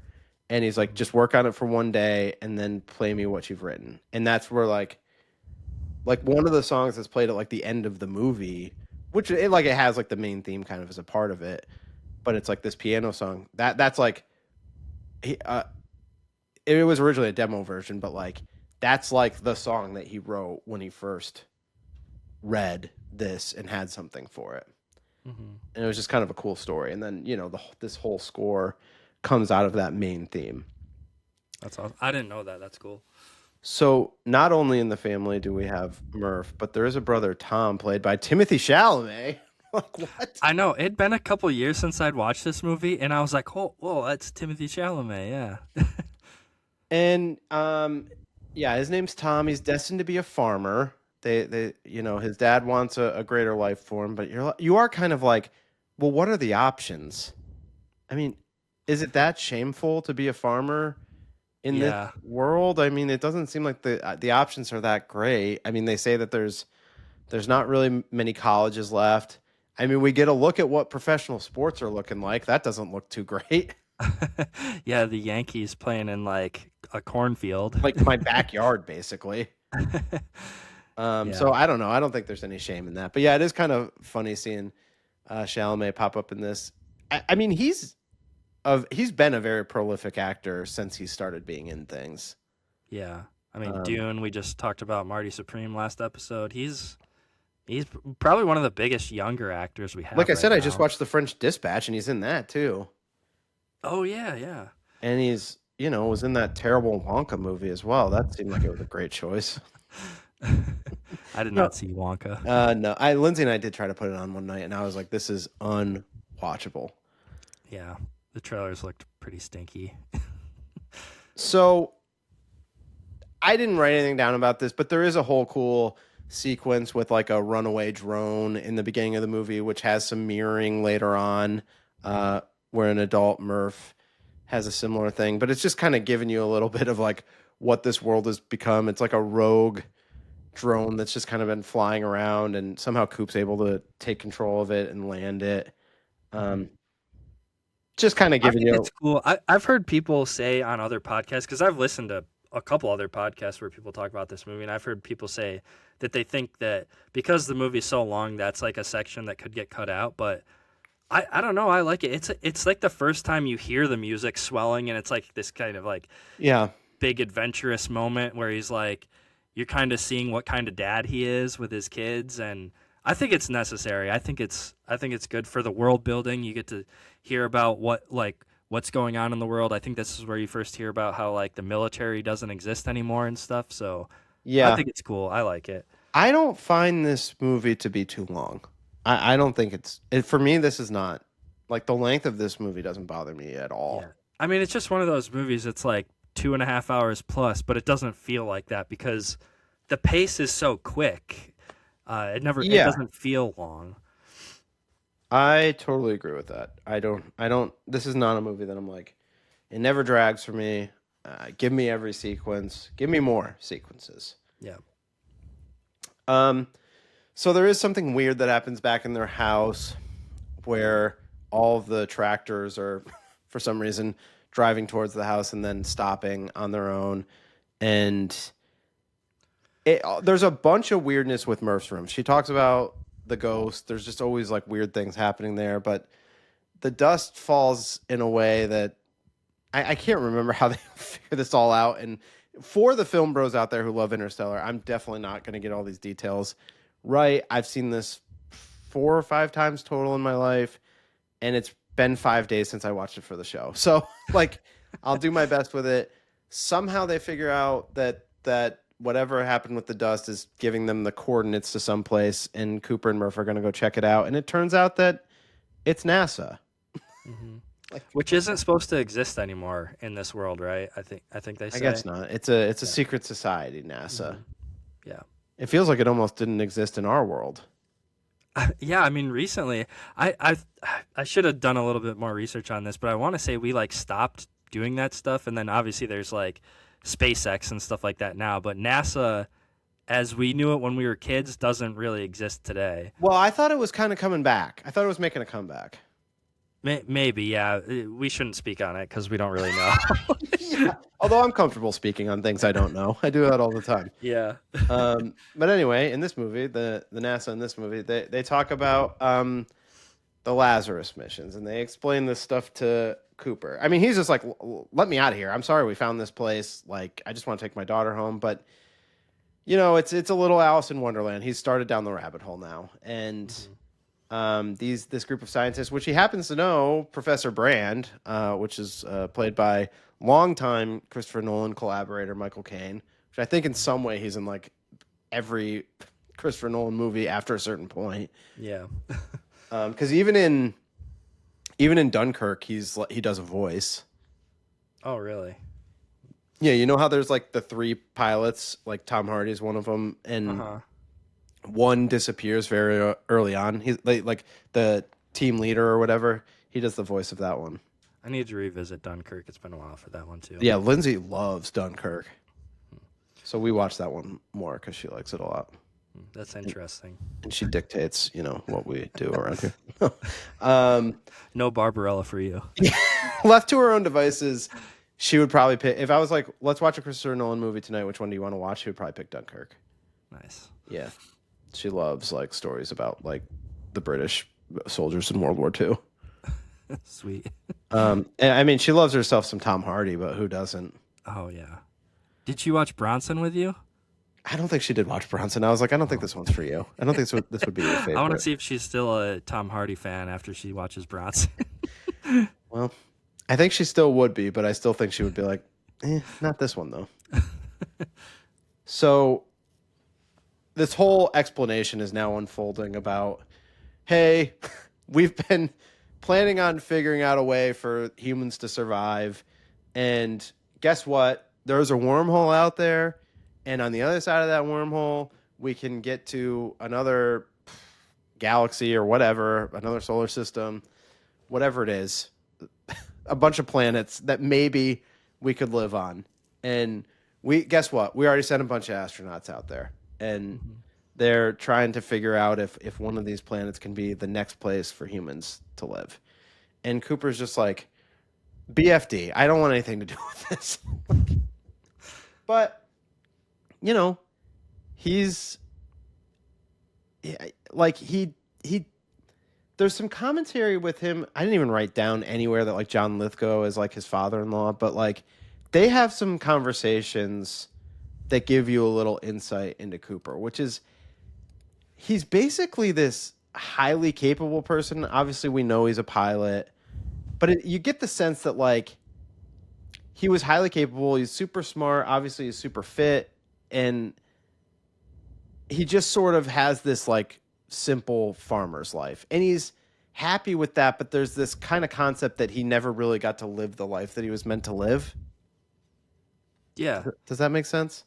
Yeah, I don't know if it's fully explained anywhere in the movie, or if there's like any expositionary dialogue about it, but so you do get that he was a highly trained pilot, but but I don't. Do they explain why he isn't still a pilot? Is it just because the military doesn't exist anymore? I'm sure that's a factor. I'm sure that's a primary factor. But yeah, I mean, you get that conversation with the teachers that say, like, we don't need more engineers, we don't need more scientists, whatever, we need farmers. So I get the sense that maybe he was forced into doing this. I don't know. yeah, I think a lot of people turn to like, well, what do we absolutely need to do to survive? Like, obviously, like the age of consumption is over, and this has become way more of like a, how do we figure out, human beings continuing to exist on Earth? And I think that, obviously his wife has passed away and he wants to just take care of his kids and have a simple life. But there's this underbelly of he was capable of so much more. Yeah. So there. Here's a question. I probably missed this on my most recent rewatch too, but so how does it go from him stumbling on this place to them being like, okay, now you're just going to pilot this ship for us? Is it just because he knew Dr. Brandt? It is quick. It is quick. And or is I guess it like, or are they like, oh, he showed up. Well, now he knows about us. Maybe we should just use him. Like, did they have another pilot lined up already and something happened and I missed that? I don't know. Well, look, it's one of those things like where when you see the full picture of the movie, obviously we know later that Cooper is the reason that they even ended up at this place because he's the one that like gave the coordinates. The whole like time looping stuff that goes on. Yeah. So like ultimately he had an opportunity to not have this be the case. Yeah. But it needed to happen because the mission needed him. Right. And we meet Case and Tars, the two robots for the movie, which are pretty. I mean, Tars is like hilarious. Yeah, I love all his jokes and like how they're like changing the humor settings and the truth settings and all that stuff. I think these guys are great, and the design of them is pretty sick. I've like never seen robots that look like that before in movies. Yeah, it's fun. I mean, I think you like think about 2001: A Space Odyssey for many reasons, and they make a joke about it. Mm-hmm. Oh, I think Tars makes a joke about like blowing them out of the airlock or something. Yeah. Well, like they're like the same shape as like the monolith or whatever, where they're just rectangular, but they can do all sorts of shit. Like it is fun what they do with these things, and they definitely bring a whole other element to the movie. Like when they're on Miller's planet, the whole thing where Case goes and saves Amelia Brand. Mm-hmm. I think that's a great sequence too. I do think that the robot characters add quite a bit. I mean, before that scene on Miller's planet, they seem like the design would be like very inefficient and stuff. But then when you see him like rolling across the water and stuff, it looks so cool. I know, you're like, whoa, these guys can really do some shit. Yeah. So we learned that there were 3 astronauts, Miller, Edmonds, and Mann, who went to planets and have been collecting data. I don't get everything that happens here because they do explain a lot quickly. I thought they said there's 12 planets, and I thought that there was 12 astronauts on the original expedition. I thought they say something like 12 planets, 12 people. So like, I thought there's something like that, but there only ends up being 3 that go to. Maybe they were the only 3 that lived. I'm not really sure, but yeah, there's so much like exposition and stuff that it's easy to miss stuff. Even if you watch this movie a couple times, like you're gonna miss little things here and there. Yeah, but yeah, I mean, all that really matters for the movie and the viewer is there's the 3 planets: Miller's planet, Mann's planet, and Edmund's planet. Yeah, and there's a plan A and a plan B, which they talk about a few times, and we find out later more things about these plans. But plan A is that this place where they are right now in the movie, where NASA is actually a spaceship that they want to get into the air, into space, and be able to go to whichever planet is viable. And then plan B is like, well, if we can't do that, then we've got all of these like whatever, I don't embryos, and they have like stuff to set up little mini colonies and just repopulate that way. Yeah, whatever words I was going to use to describe were not going to be good ones, non-scientific words. Yes, embryos, and they want to repopulate that way. So that's plan B. But to actually execute Plan A, they don't really know how to get this size craft like into space and through the black hole or whatever. Like there's some limitations. Yeah. Yeah, I think they say that if they find out some kind of data, they can send it back. Then obviously they can harness the power of gravity to move a ship that big or whatever. Yeah. Which, spoiler alerts, that's what kind of like ends up happening with. Is it TARS or Case that goes with? I think it's TARS that goes into the wormhole at the end. Yes, it is. Yeah. It's TARS. So that comes back at the end, obviously. Yeah. But yeah. Okay, so now all of a sudden, our hero is making the decision that he is going to do this, and there's just one of those things that it feels like it has to be him, and he knows it has to be him, and he doesn't want to leave his kids, and he doesn't want to leave his father-in-law, and he doesn't want to leave his farm, he doesn't want to leave his life behind, but it's just like, I have to do this. I am compelled to do this, and it's emotional because like his daughter Murph is not digging it. She's like, you can't leave. And I mean, he basically leaves without them having a real goodbye, which is heartbreaking in and of itself. Yeah, I mean, that's another part where I was like fighting back tears, is like when he's just on the bed with her saying like, don't make me leave like this. And she's saying, I think it's at this point when she's like, the ghost said stay in the Morse code or something, like don't go or whatever. I know. And then it's like double whammy when you get to the end and you know what's happening. Like, what's your version of this movie, Keith? A local news affiliate from some small town in Florida calls and we're like, we need you to be our cameraman. I'm like, Marley, you don't need to tell me to stay. I'm staying. You're like, listen, Marley, this is some of the most important work that I'll ever do in my life. Okay. One, I'm too lazy. Two, I just don't want to. So I'm staying. You have no idea the funny clips I could cut together, like with my local news coverage there. The laughs I could get, they would be off the charts. So they take off, they head into space, and it's all of the space stuff is pretty cool looking.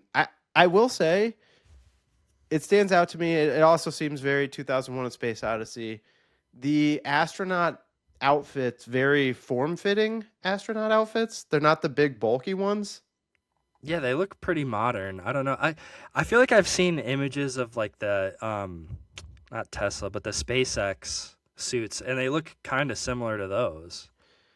It's a good look, and I feel like they look kind of 2001: A Space Odyssey esque as well. At least, I think Kubrick was clearly a huge inspiration on Nolan overall and this movie. Absolutely, he prepared some. I don't know, curated some release of 2001: A Space Odyssey in, I think, IMAX.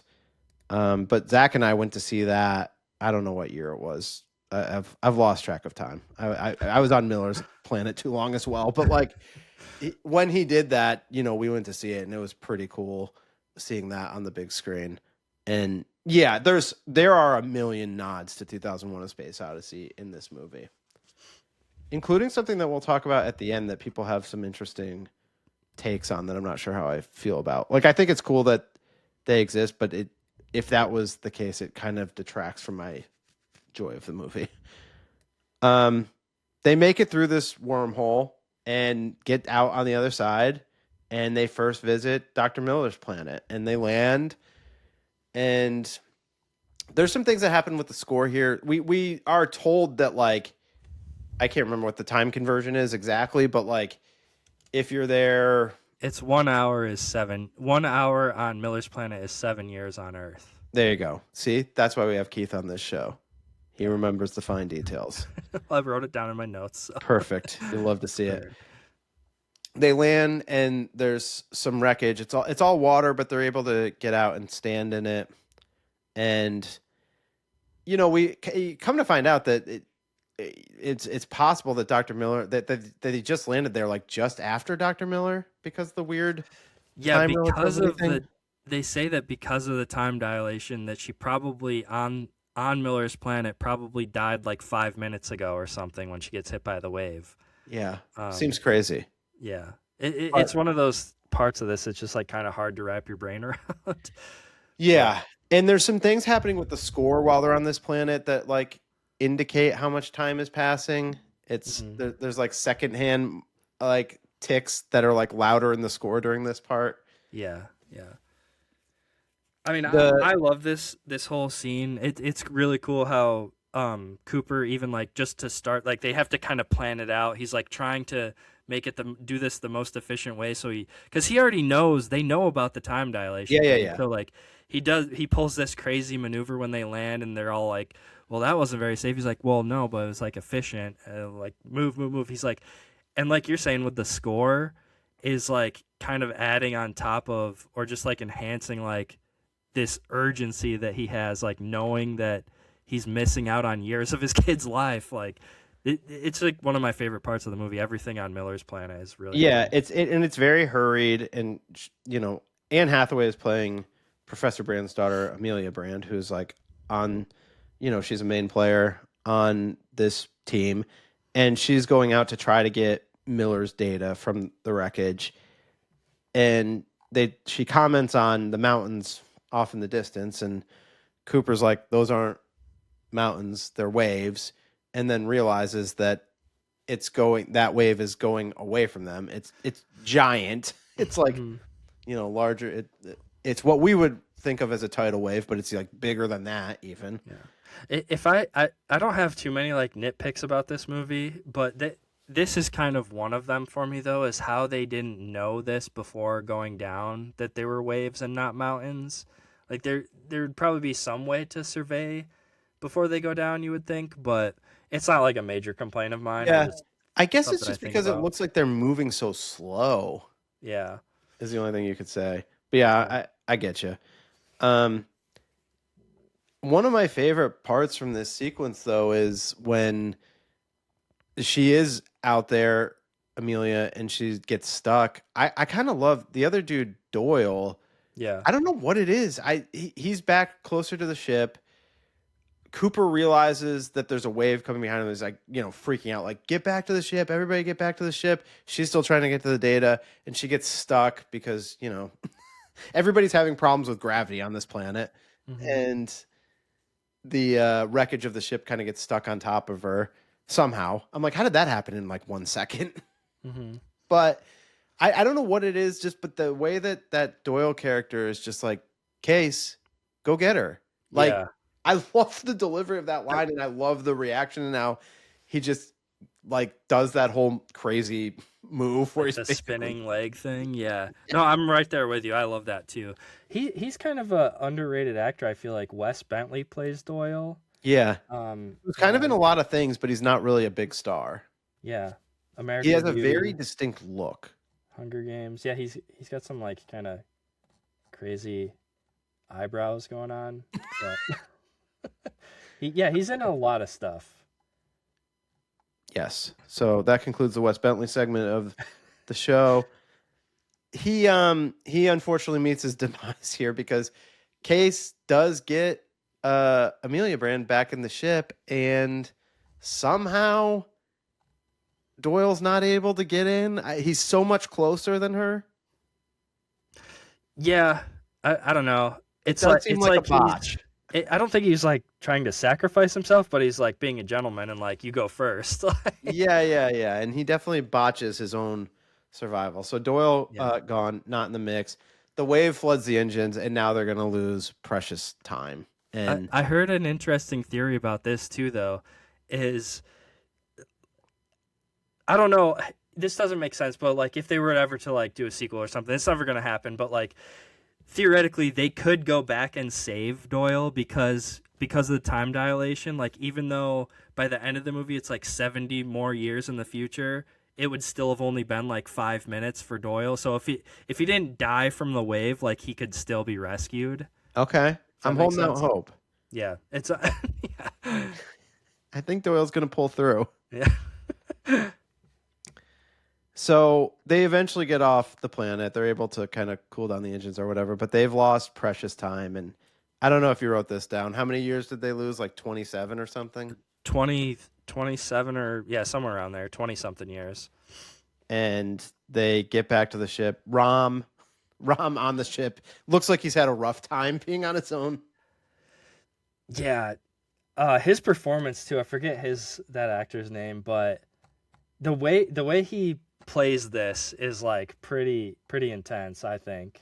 Yeah, what do you think he was up to up there? It doesn't seem like anything good. It kind of seems like it's like when you stay home sick from school for too many days. Like you can only watch Mortal Kombat so many times.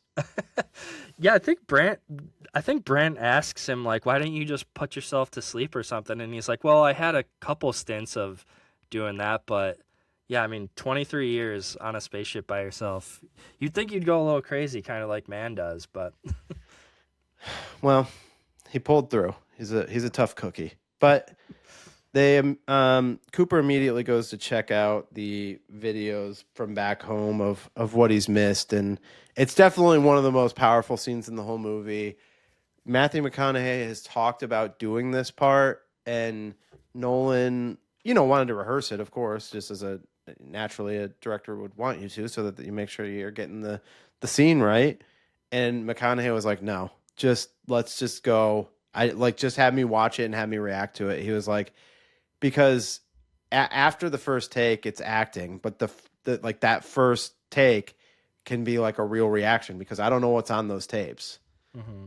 And he said what's in the movie is that first take. Wow, that's awesome. Yeah, it's powerful stuff. I mean, it's an older Tom who's now played by Casey Affleck, who's also in a lot of Nolan movies, and it's rough. He's going through like stages. He's like, I met a girl, and then it's like smash cut to like we have a kid, and then you find out the father-in-law and the kid both die, and then it's like a video of him being like, I'm giving up on you.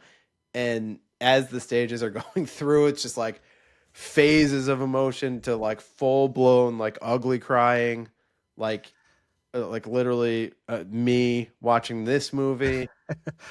Yeah, I mean, this scene has been memed to death. I feel like I see, just that image of him crying, Cooper crying, like all over the internet.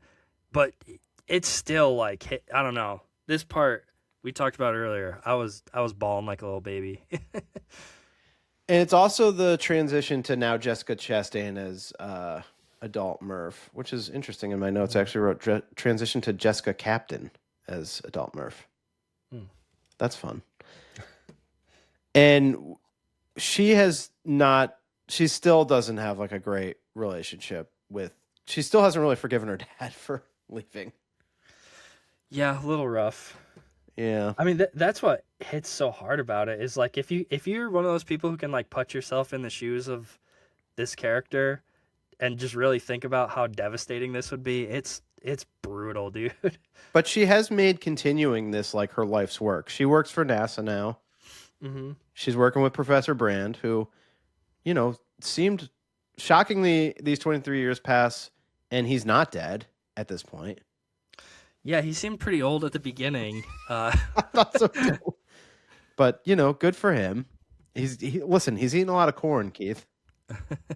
He's like Morgan Freeman. He just like doesn't age. Back on the Endurance, they don't have enough fuel to go to both planets, so it's decision time. Brand once said Dr. Mann was the best of them. But for some reason, she's lobbying to go to Edmund's planet, and Cooper's like, that seems fishy, and starts kind of grilling her. And it becomes this whole discussion, and I talked about it at the beginning of you and me getting into this about like the ideas of science and pushing against like where does science meet like human instinct and human desires, and this is all happening in this little chess match that Cooper and Brand and Rom is just sort of along for the ride of this discussion because he's onto her. Basically, it's like he's like, you want to go to Edmund's planet because you loved Wolf Edmonds, which I think is the guy's name. Cool name. Mm-hmm. I mean, listen, I could make a solid argument that if I changed my name to Wolf Edmonds, like I could maybe pull an Anne Hathaway. It seems like a name that would do you well. Yeah, it's a badass name for sure. And she's like, she finally breaks, and she's like, "Yeah, so what? I do love him, and I'd rather cling to the hope of seeing him again, and then go with Man's, which is the logical choice, because Man has actually set out a broadcast that's like, hey guys, I'm here. The date is great. Come on down. We can have a luau. Like, this is going to be a great time down at my planet. And so it becomes this whole argument, and basically Cooper's like, you're emotionally compromised. Yeah. And she's making points like, listen, you'd love to go see your family, so how can you hold this against me? And he's like, that's fair, but the right choice for the mission is to go to Man's planet. Yeah, she really digs him when they're it's like shortly after this, they're checking the embryos or something, and she's like, well, I hope if this comes up again, you'll have the same ideas. You'll have the same, I don't know what the word is for it, but you'll make the same decision as like not going back to see your kids for the mission. Which Yes, like, I hope that you don't have to make that choice. But if you did, I think you would choose your family. Brand argues, listen, Coop, have you ever considered that love may transcend time and space? Cooper's like, no, I hadn't considered that. And he's like, let's make the fact-based decision to go to Man's planet. And he wins the day because he's making the choice based off logic and what's right for the mission, and not based off of emotion. I don't know if I have enough to expand on this thought, but like, I do feel like there's a couple things throughout the movie when they talk about the anomaly. There's several times where they use anomaly, like an anomaly caused this or something. And I feel like every time it's an anomaly, it's usually caused by somebody making a decision that we didn't know about when it happened, but what we find out by the end of the movie. And I keep feeling like love is the anomaly. Yeah, I mean, Brand kind of like, I don't think it's at this point. At some point, though, she brings up love kind of being like a part of like the fifth dimension or something. It's like something that they just don't fully understand, that it's this force of nature that means something and has power, and like it's the one thing that does travel through time and stuff. Yep. I can't remember exactly how she explains it, but she's kind of like going somewhere with that. All that to be said, Cooper's not buying it. Yeah. It's like, we're going to Man's planet. End of story. Back on Earth, Keith, Topher Grace in the mix. And you're like, what? Like, I will say, like, Nolan is great at like always having these huge, well-rounded casts. And you're like, wow, I can't believe all these people are in this movie. And then there's like one more. Yeah. Oh, that person too? Like, there's always one of those. And this isn't even the last time that this happens in this movie. Professor Brand is finally dying. But Murph vows to finish what he started, which is trying to finish Plan A, which is, how do we get this giant ship through the wormhole and to where it needs to go? And on his deathbed, Brand is like, listen, you fool. Plan A was never going to work. And it's like, what? What are you talking about? And Plan A was just to like give people hope. Like, he knew that it was unsolvable. Like, there's basically, to get this through the black hole, they needed data from the black hole, which they were never going to get, which this gets expanded upon more later. But it's a big reveal of the movie that Plan A was never going to work. And this was all just a ruse. And most of the people, like the mission people, didn't know that even. Somehow Man knew about it, though. Well, that's because he was the top guy. Okay. That's all I've deduced, that's the reason that he knows, because he worked so closely with Professor Brand on all of this. They land on Man's planet. And it's just like frozen clouds. It doesn't look good. It doesn't look inviting. They find his little shelter. They revive him from, what is it? What is this sleep called? Cryo sleep thing. I'm still not a well-versed science fiction person. I'm learning. Cryo sleep thing, I think, is the scientific term. I'm getting there. And they awake the person that's sleeping inside, and here's the big reveal. It's Matt Damon. Yeah. Did you see this in the theater? I did, but I mean, I don't remember being surprised by it or not. It was such a long time ago that I really can't remember if I was aware that he was in the movie or not. It was intended to be a surprise. It was a secret. Like, I don't think they were like, I mean, I'm sure, I would think it's listed in the credit. I don't know if his name's in the opening credits or not, but it was meant to be a surprise, and I was surprised. Like, it was one of those things where it took me a second. Like, I can remember it being like a noticeable, like the crowd recognized him, and it like took me another second. And I'm like, oh, everybody's like there was a noticeable, oh, but like not that audible, but it was just like you could feel people reacting and recognizing. Yeah. And I'm like, everybody knows who this is. I'm like, who the hell is it? Like, it always takes me a little bit longer. And then it's like, oh, it's Matt Damon. Okay. And Cooper is like, all right, well, this seems like we've completed the mission, so I'm ready to go home. And because, you know, Man is still saying like, hey, this is it. This is the planet. I mean, I know everything looks frozen down here, but there's a surface and we can breathe the air and it's gonna work out. And Cooper's like, all right, the whole I'm time out of here. Cooper's like, come on, let's set this shit up so I can go back home. Yeah, like I'm on the clock now. I lost way more years on Miller's Planet than I was planning. I got to get moving here. And Rom suggests dropping a probe by way of TARS into the black hole to transmit the data back to Earth. And Cooper's like, all right, sure, whatever.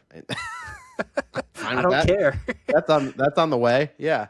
Well, after a certain point, I can't remember if it was, or it must be before this point, but where he gets the message from Murph. That's right. And she asks if he knows or if he knew when he left, and that like crushes him for sure. Like beyond, Like after this point, like before this, he was like, yeah, okay, I can lose a few years with my kids to save humanity or whatever. But after that point, after he sees that, I feel like something changes in him, and he's like, his mission is just to fucking get home so he can explain to his daughter that he didn't know. It's a good point that you bring this up, which is funny because the video is definitely not originally intended for him. The video is intended for Amelia to tell her that her dad died. Right, yeah. But then she reveals that part, which is a shock to Amelia. She didn't know.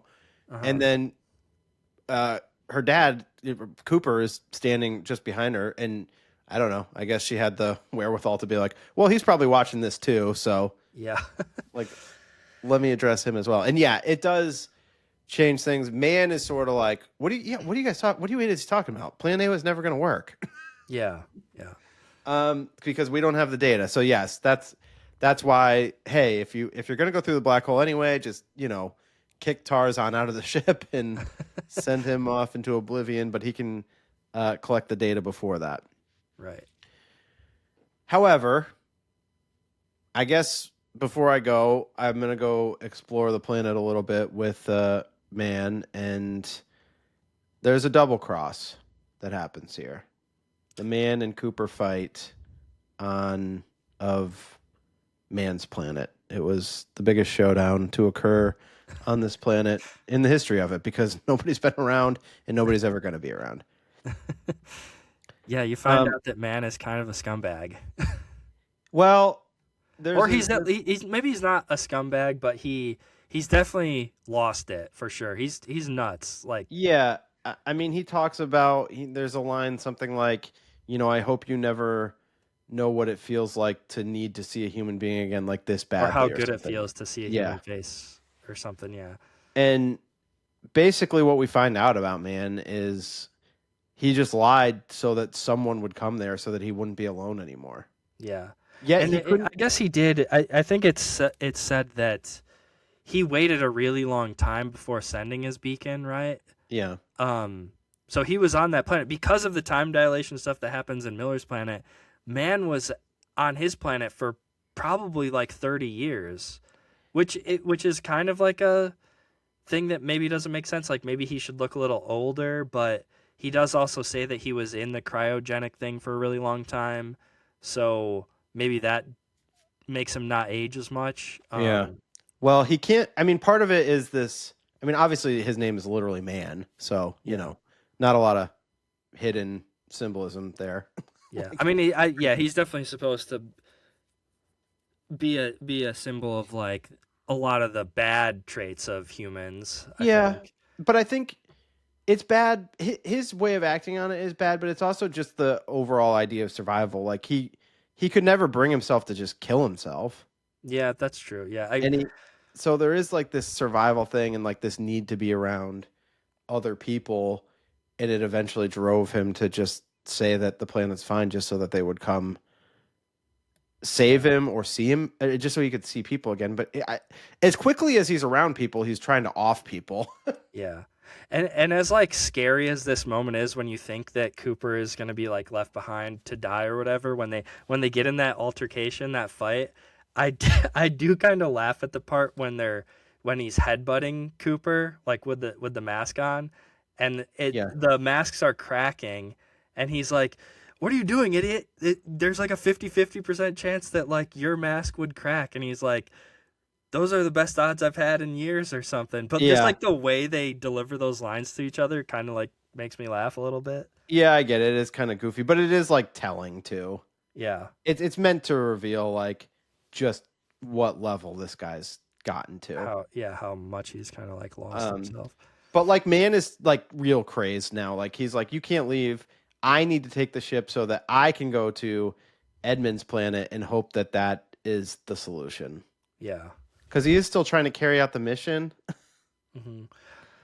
Yeah, I don't know. I do remember the first time watching this in theater just like absolutely hating Man's character. But the more we think and talk about it, like maybe he wasn't completely I agree. It is definitely a first time reaction that he just seems like a straight villain. Yeah. And then the more you go on, the more you understand the character a little bit more. But he's still not great. Yeah. And also, I guess I didn't fully understand how his robot that he had with him like self-destructs and that kills Rom, yeah. Well, yeah, there's a little bit of weirdness that happens in all of that because he's he doesn't want them toying around with that. Yeah. Which who knows what the hell that obviously he has some secrets that he doesn't want revealed. Yeah. I mean, is it just the fact that he made up all this data and stuff and he did? It could be, but he eventually reveals that himself anyway. Yeah. I don't know. I do like this section of the movie though. It is very cool. Like you said, like the surprise Matt Damon appearance. Yes, but to your point, Rom is trying to revive Man's robot and he blows up, and then Man takes the ship and tries to maroon Cooper and Brand on the planet, which my goodness, what a rough go of things that would be. Now at least there would be two of them. I mean, at least there would be another person, but they use their other contraptions to catch up with him. Man is trying to land back on the Endurance, and he is not following the hatch landing protocol. Like he's not following that protocol, Keith, and it doesn't go well. And then he tries to open the hatch when it's not hooked up, and an explosion happens. And let me tell you, Keith, when I saw this in the theater, I literally like bounced out of my chair. This part like shocked me so much. That explosion, like it's. I've had some jumpy scare moments in theaters in my life. This was like the most embarrassed I've ever been. It was a complete I lost control of my body. Like it was like, and like, I mean, I was mortified. Like Zach was immediately laughing at me, but like, I couldn't believe that I like jumped that bad at this. No reaction. I mean, yeah, it's a scary or a jarring moment, I guess you'd say. I don't know. It's a tense because it was already tense, and it was tense leading up to that thing, and you don't know what's going to happen. And I thought like the whole ship exploded. Yeah, it is interesting how they end up still being able to use it after they get hooked up, because it does. Yeah, I mean, chunks of it are missing from it, but So, man is dead here, right? Is that it for man? Yeah. Yeah. Goodbye. 100%. Yes. He's a Super goner. dead. Yeah. But this is that other part that you were talking about where Cooper and Brand are going to attach to the Endurance, and it's that long sequence, but he's able to successfully do it, much to the applause of many people in the crowd. Apparently, this is a part to be clapped over, but it's one of the most fulfilling scenes of the movie when they're able to actually reconnect. Yeah, I mean it's awesome. There's like the whole line of like it's not possible, and then Cooper's just like, no, it's necessary. Like, and the music is swelling, and like it's a really cool shot how they do it too, because like you see the two ships spinning, and then as they're like syncing up the speed that they're spinning at, then you start seeing it looks really cool. I don't know how they do it, but. And we see like Cooper, I can't remember which robot, I can't remember if this is Case or Tars, but one of them's helping him land it, and he's like taking control of the ship, and Brant like passes out while they're doing the whole spin maneuver, but because Cooper is such a good pilot, he knows to like turn his head away from the spin or something, so he doesn't pass out. Yeah, how quick do you think I would be passed out? Immediately. Wouldn't even have started spinning yet. I would have peed my pants and passed out like 3 seconds in. I would have passed out when they asked me to be on this mission. The navigational hub has been destroyed, so they can't make it back to Earth. So it's like, oh boy, it's time to a lot of changing the plan on the fly because, I guess you just keep going, right? You got to keep trying things, and it's like, all right, well, let's come up with some plan to let Gargantua's gravitational pull slingshot us towards Edmund's planet. It's like, okay, that sounds pretty good. I mean, Cooper is very resourceful. I'll give him that. Mm-hmm. Gargantua is what they've nicknamed the black hole. Yeah, I think it's a cool name. The slingshot maneuver, too, I got to say, I think they do the same thing in Sunshine at one point, too. I know that's a movie that you like quite a bit. I don't think I've ever seen it all the way through, even though I did have a DVD of it. So that's a Danny Boyle movie as well, though. Maybe I'll assign that to you for homework because that's another really cool space movie. Like 28 Days Later. Yeah. So Cooper surprisingly, though, detaches, leaving Brand as catapulting towards Edmund's planet on her own. And Cooper's heading with Tars. Now I get lost as to which. I know. I get the robots mixed up too. I'm like, at what point who saves Brant? And yeah, Tars is the funny one. I think it's Tars that Case is who saves Brand. Tars is the funny one. I think this is Tars.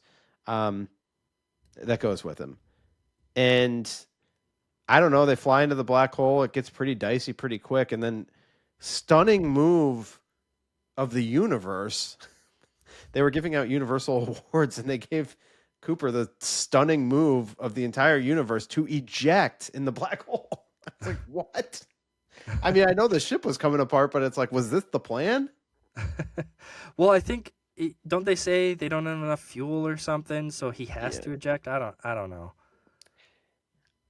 Listen, the courage to eject into space with no plan that's something. Yeah. And he ends up in a Tesseract. And there was a part of me that was like, I mean, has Tesseract, the word, jumped the shark because of like the Marvel Cinematic Universe?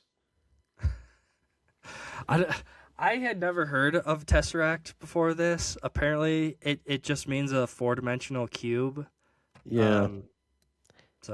And that's he's in one.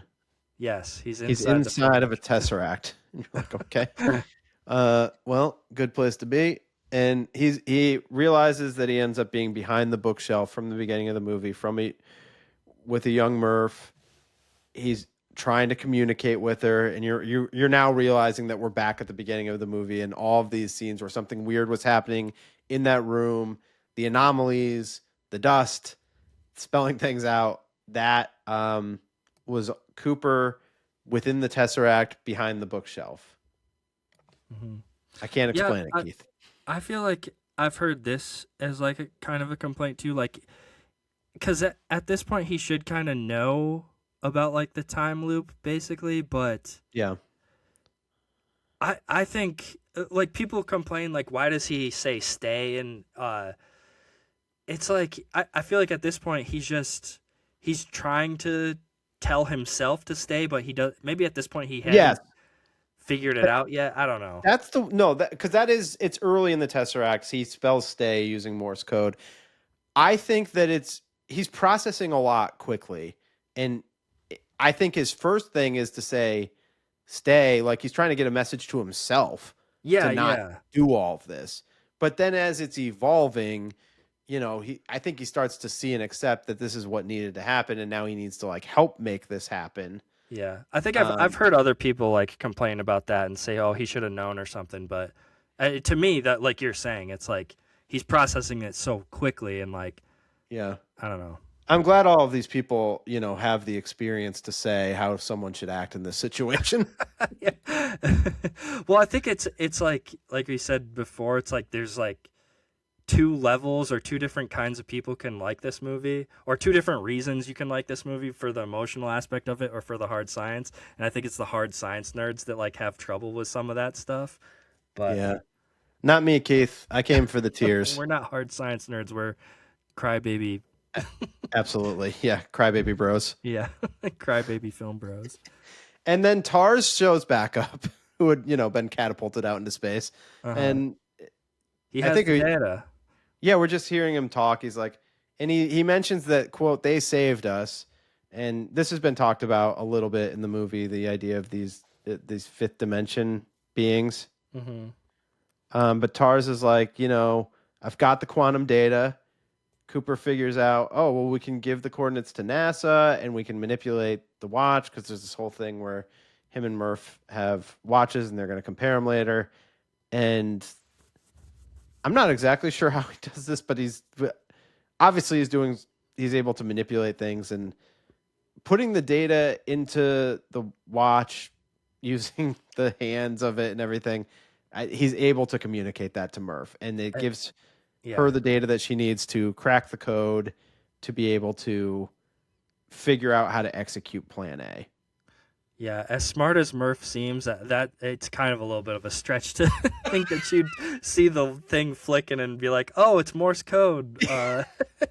Yeah, and I know what all of this data represents. Yeah, but I don't know. Suspension of disbelief. Sure, it works for me.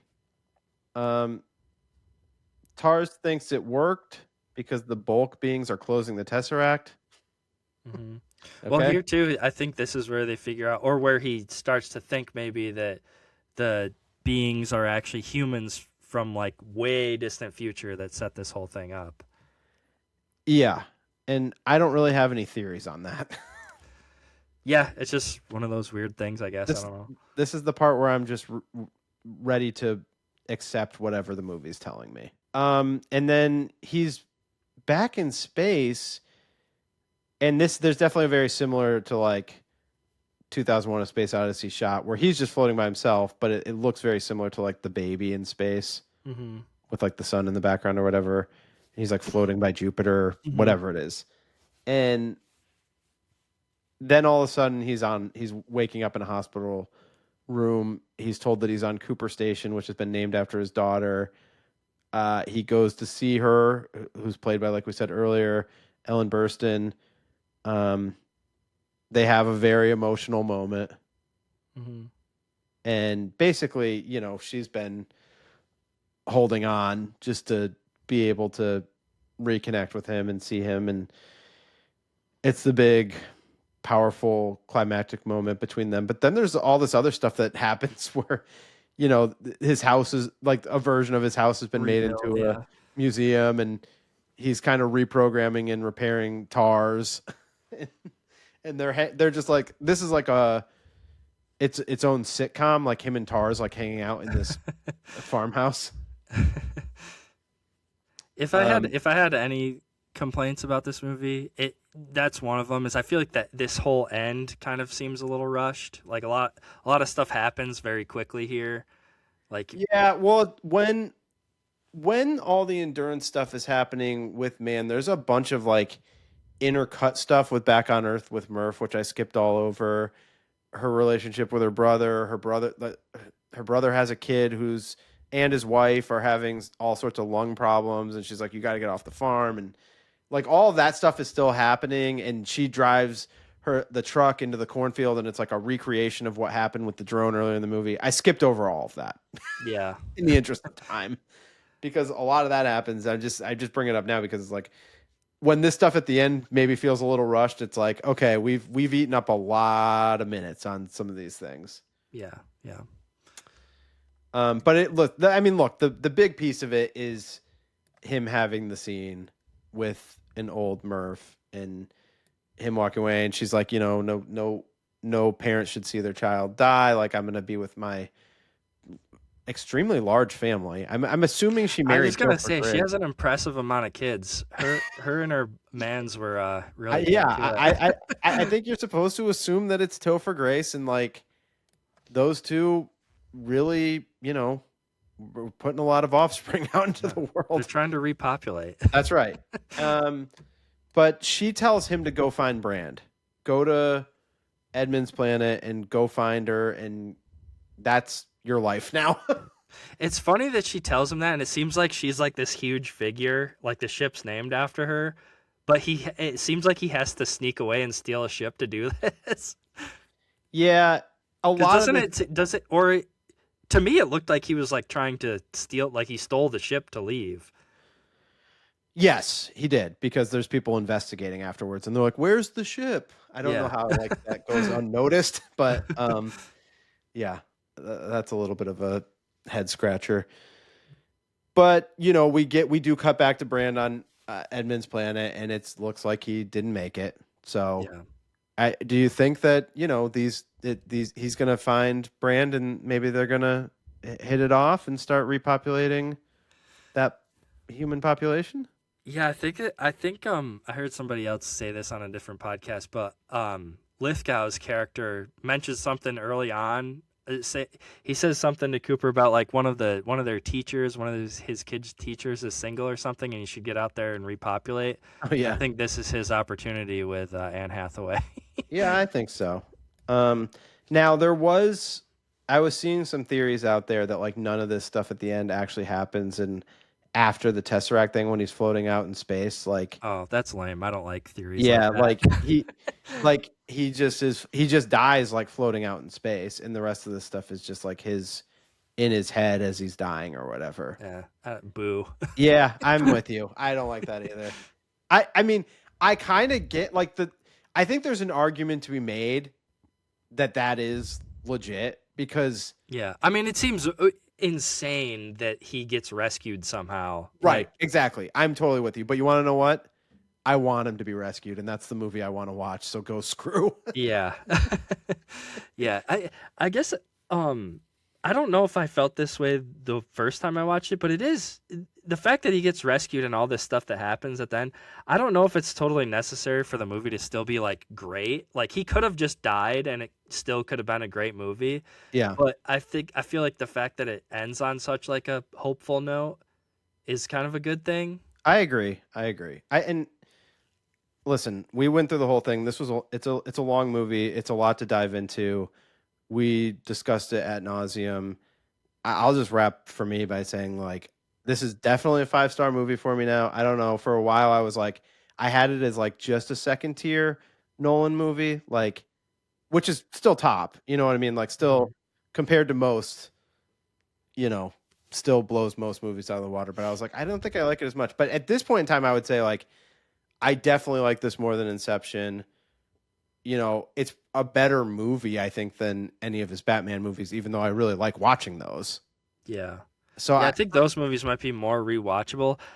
You said something when in between recordings about like, oh, should we really do after doing Wings of Desire, should we go to such like a heavy movie? Yeah. Of Inception, or not Inception, Interstellar. And I was kind of like, what is he talking about? I don't remember Interstellar being that like emotional and whatever. And then rewatching it though, I'm like, holy shit, yeah, it is probably one of his most emotional ones. I couldn't keep it together. I know, me either. I'm telling you, man, I was like fighting back tears as hard as I could. It's But intense. So yeah, we'll see how many movies we can do this year that make us cry, yeah. which for me is most. So, all right. Anything else on Interstellar?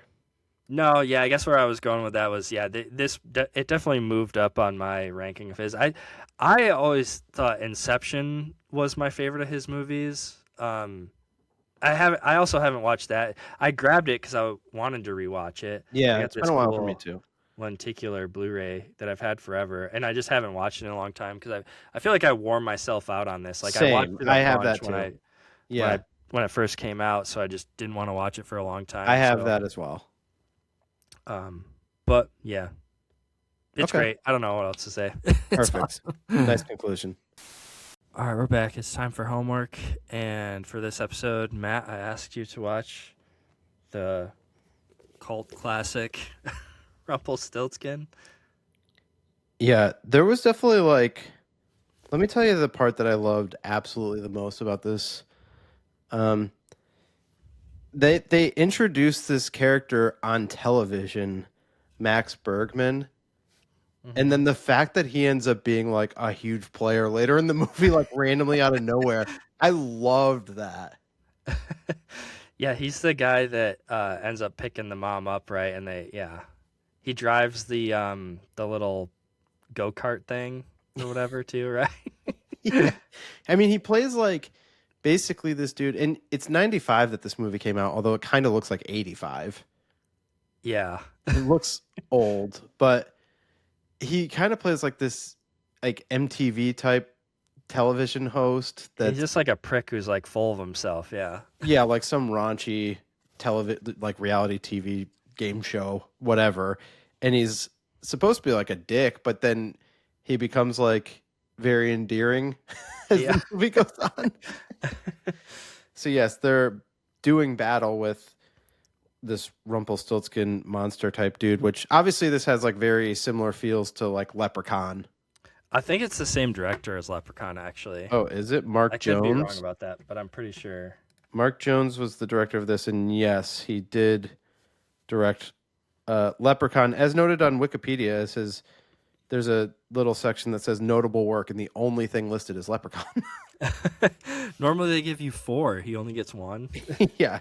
He did Leprechaun, Leprechaun 2. So 93. Oh, okay. So writer and director of Leprechaun in 93. 94, he was the producer of Leprechaun 2, but did not write and direct. And then 95 comes back huge with Rumpelstiltskin as the writer and director. And would go on to direct Quiet Kill in 2004, Triloquist in 2008, and Scorned in 2013. Not big recognizable names. Yeah. So I didn't like this one as much as like the Jack Frost movie you assigned to me. It wasn't like quite. Yeah, it's on not that level fun. Yeah, but it was definitely fun. I think you had some favorite lines from the Rumpelstiltskin, from the titular villainous character. Yeah, one of them. I think when he gets like blown up or something, because his character like can't die. Basically, he can get like blown up and torn apart and stuff, but he can just pull himself back together. And one of the times, I think he says "fucketh me."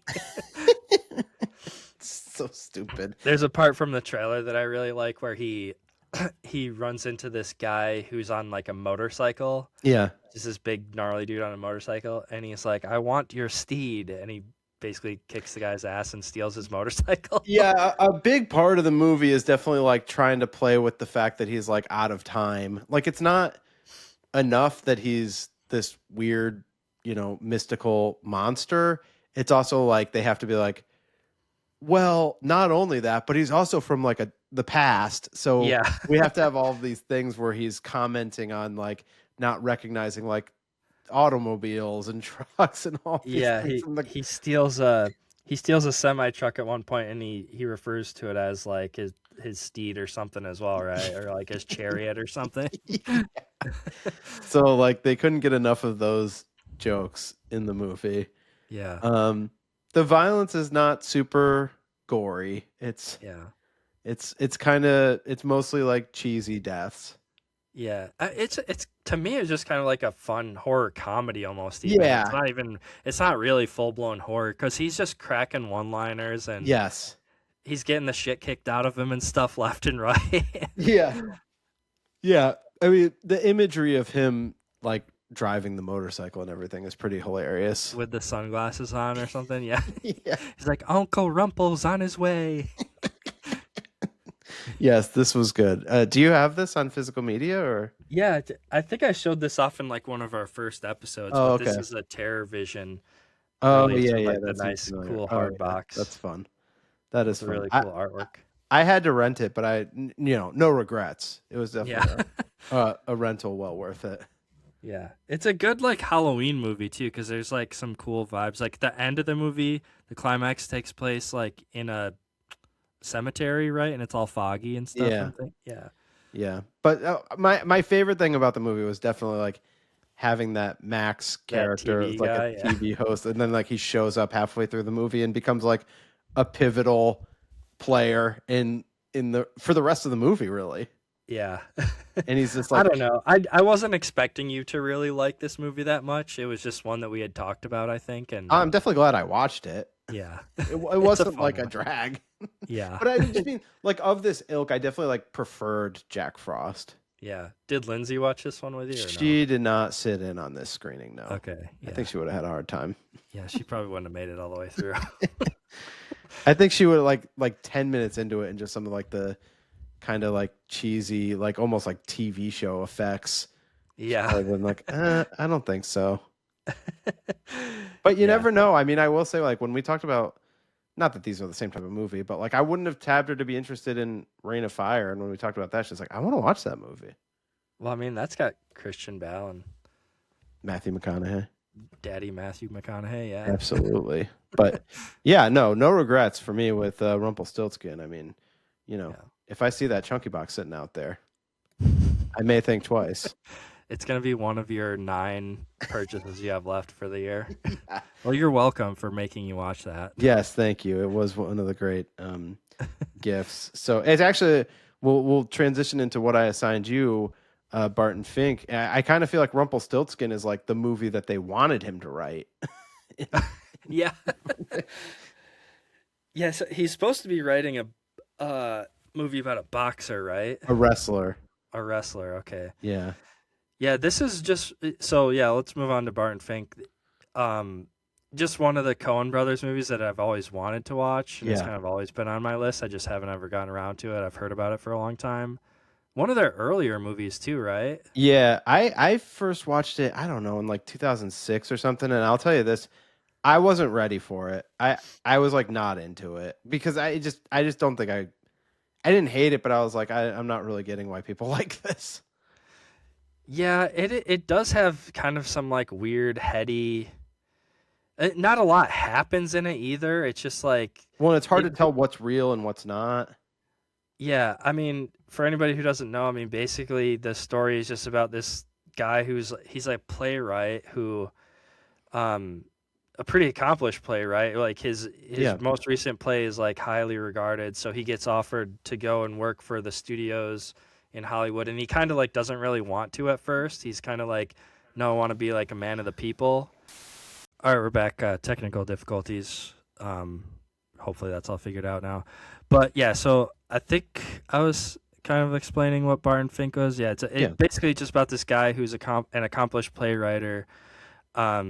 He's kind of struggling with writer's block when he gets brought in to write a movie for the studios, and I thought it kind of had similar themes to the movie that you made me watch last week, or not. You didn't make me; you assigned me. The Woman Chaser. The Woman Chaser, because it's kind of like Barton is kind of struggling with like not only writer's block, but also like trying to keep his artistic integrity, and he For sure. he wants to write important, impactful stuff, and I think it's like the idea that Hollywood doesn't really let you do that. Yes, there's definitely a lot of that at play. It's like wild, everything that happens with the John Goodman character, which you're not really sure if he's real or not. Yeah. Um, It does feel like fever dreamy. especially at the end of the movie. Ultimately, it seems like it's definitely his struggle with like the Hollywood studio system versus like being a legitimate playwright, because they kind of want him to write like trash and he wants to write something like elevated and important, and he's like going through that struggle, but he's also struggling with writer's block.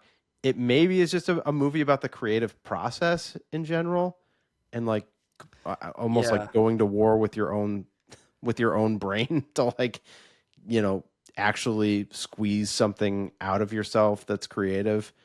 It seems like there's a lot of that at play. I really like this movie now. I said earlier, like the first time I ever tried to watch it, I just didn't get it. And I didn't hate it, but I was like, I'm just not really sure. And I'm not sure I fully get it now, but I get it more than I did when I was like a teenager. Yeah, I'm not going to say I didn't enjoy it. I enjoyed it. But I could totally see myself not liking it, you know, when I was a teenager. Yeah. Something if I had tried to watch it back then. Yeah. But it was funny. I listened to like there's a bunch of interviews out there with like Bill Hader telling this story about like how he loved this movie when he was young, and he like when he was like in high school or something took this girl on a date to see it in the theater. He was like, it had to be like the worst experience for her ever. But he's like, well, he has like that super artistic, weird kind of taste in movies and music and stuff. Like, he has that famous Criterion closet where he's talking about Hausu and Salo.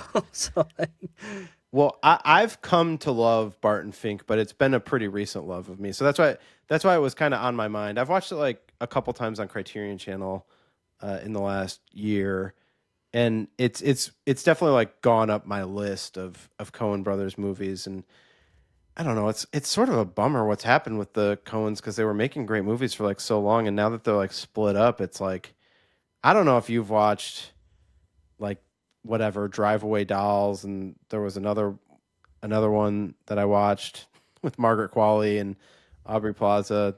I really haven't been into them like at all. Yeah, no, I haven't watched much beyond No Country for Old Men. I think I watched Hail Caesar. Which I thought was all right. I actually was trying to revisit Hail Caesar because I wasn't really into it the first time I saw it, but I was like, it's one of those movies that I'm now like trying to convince myself that, you know what, maybe Hail Caesar's pretty good. Maybe it's because it's close to the end for them.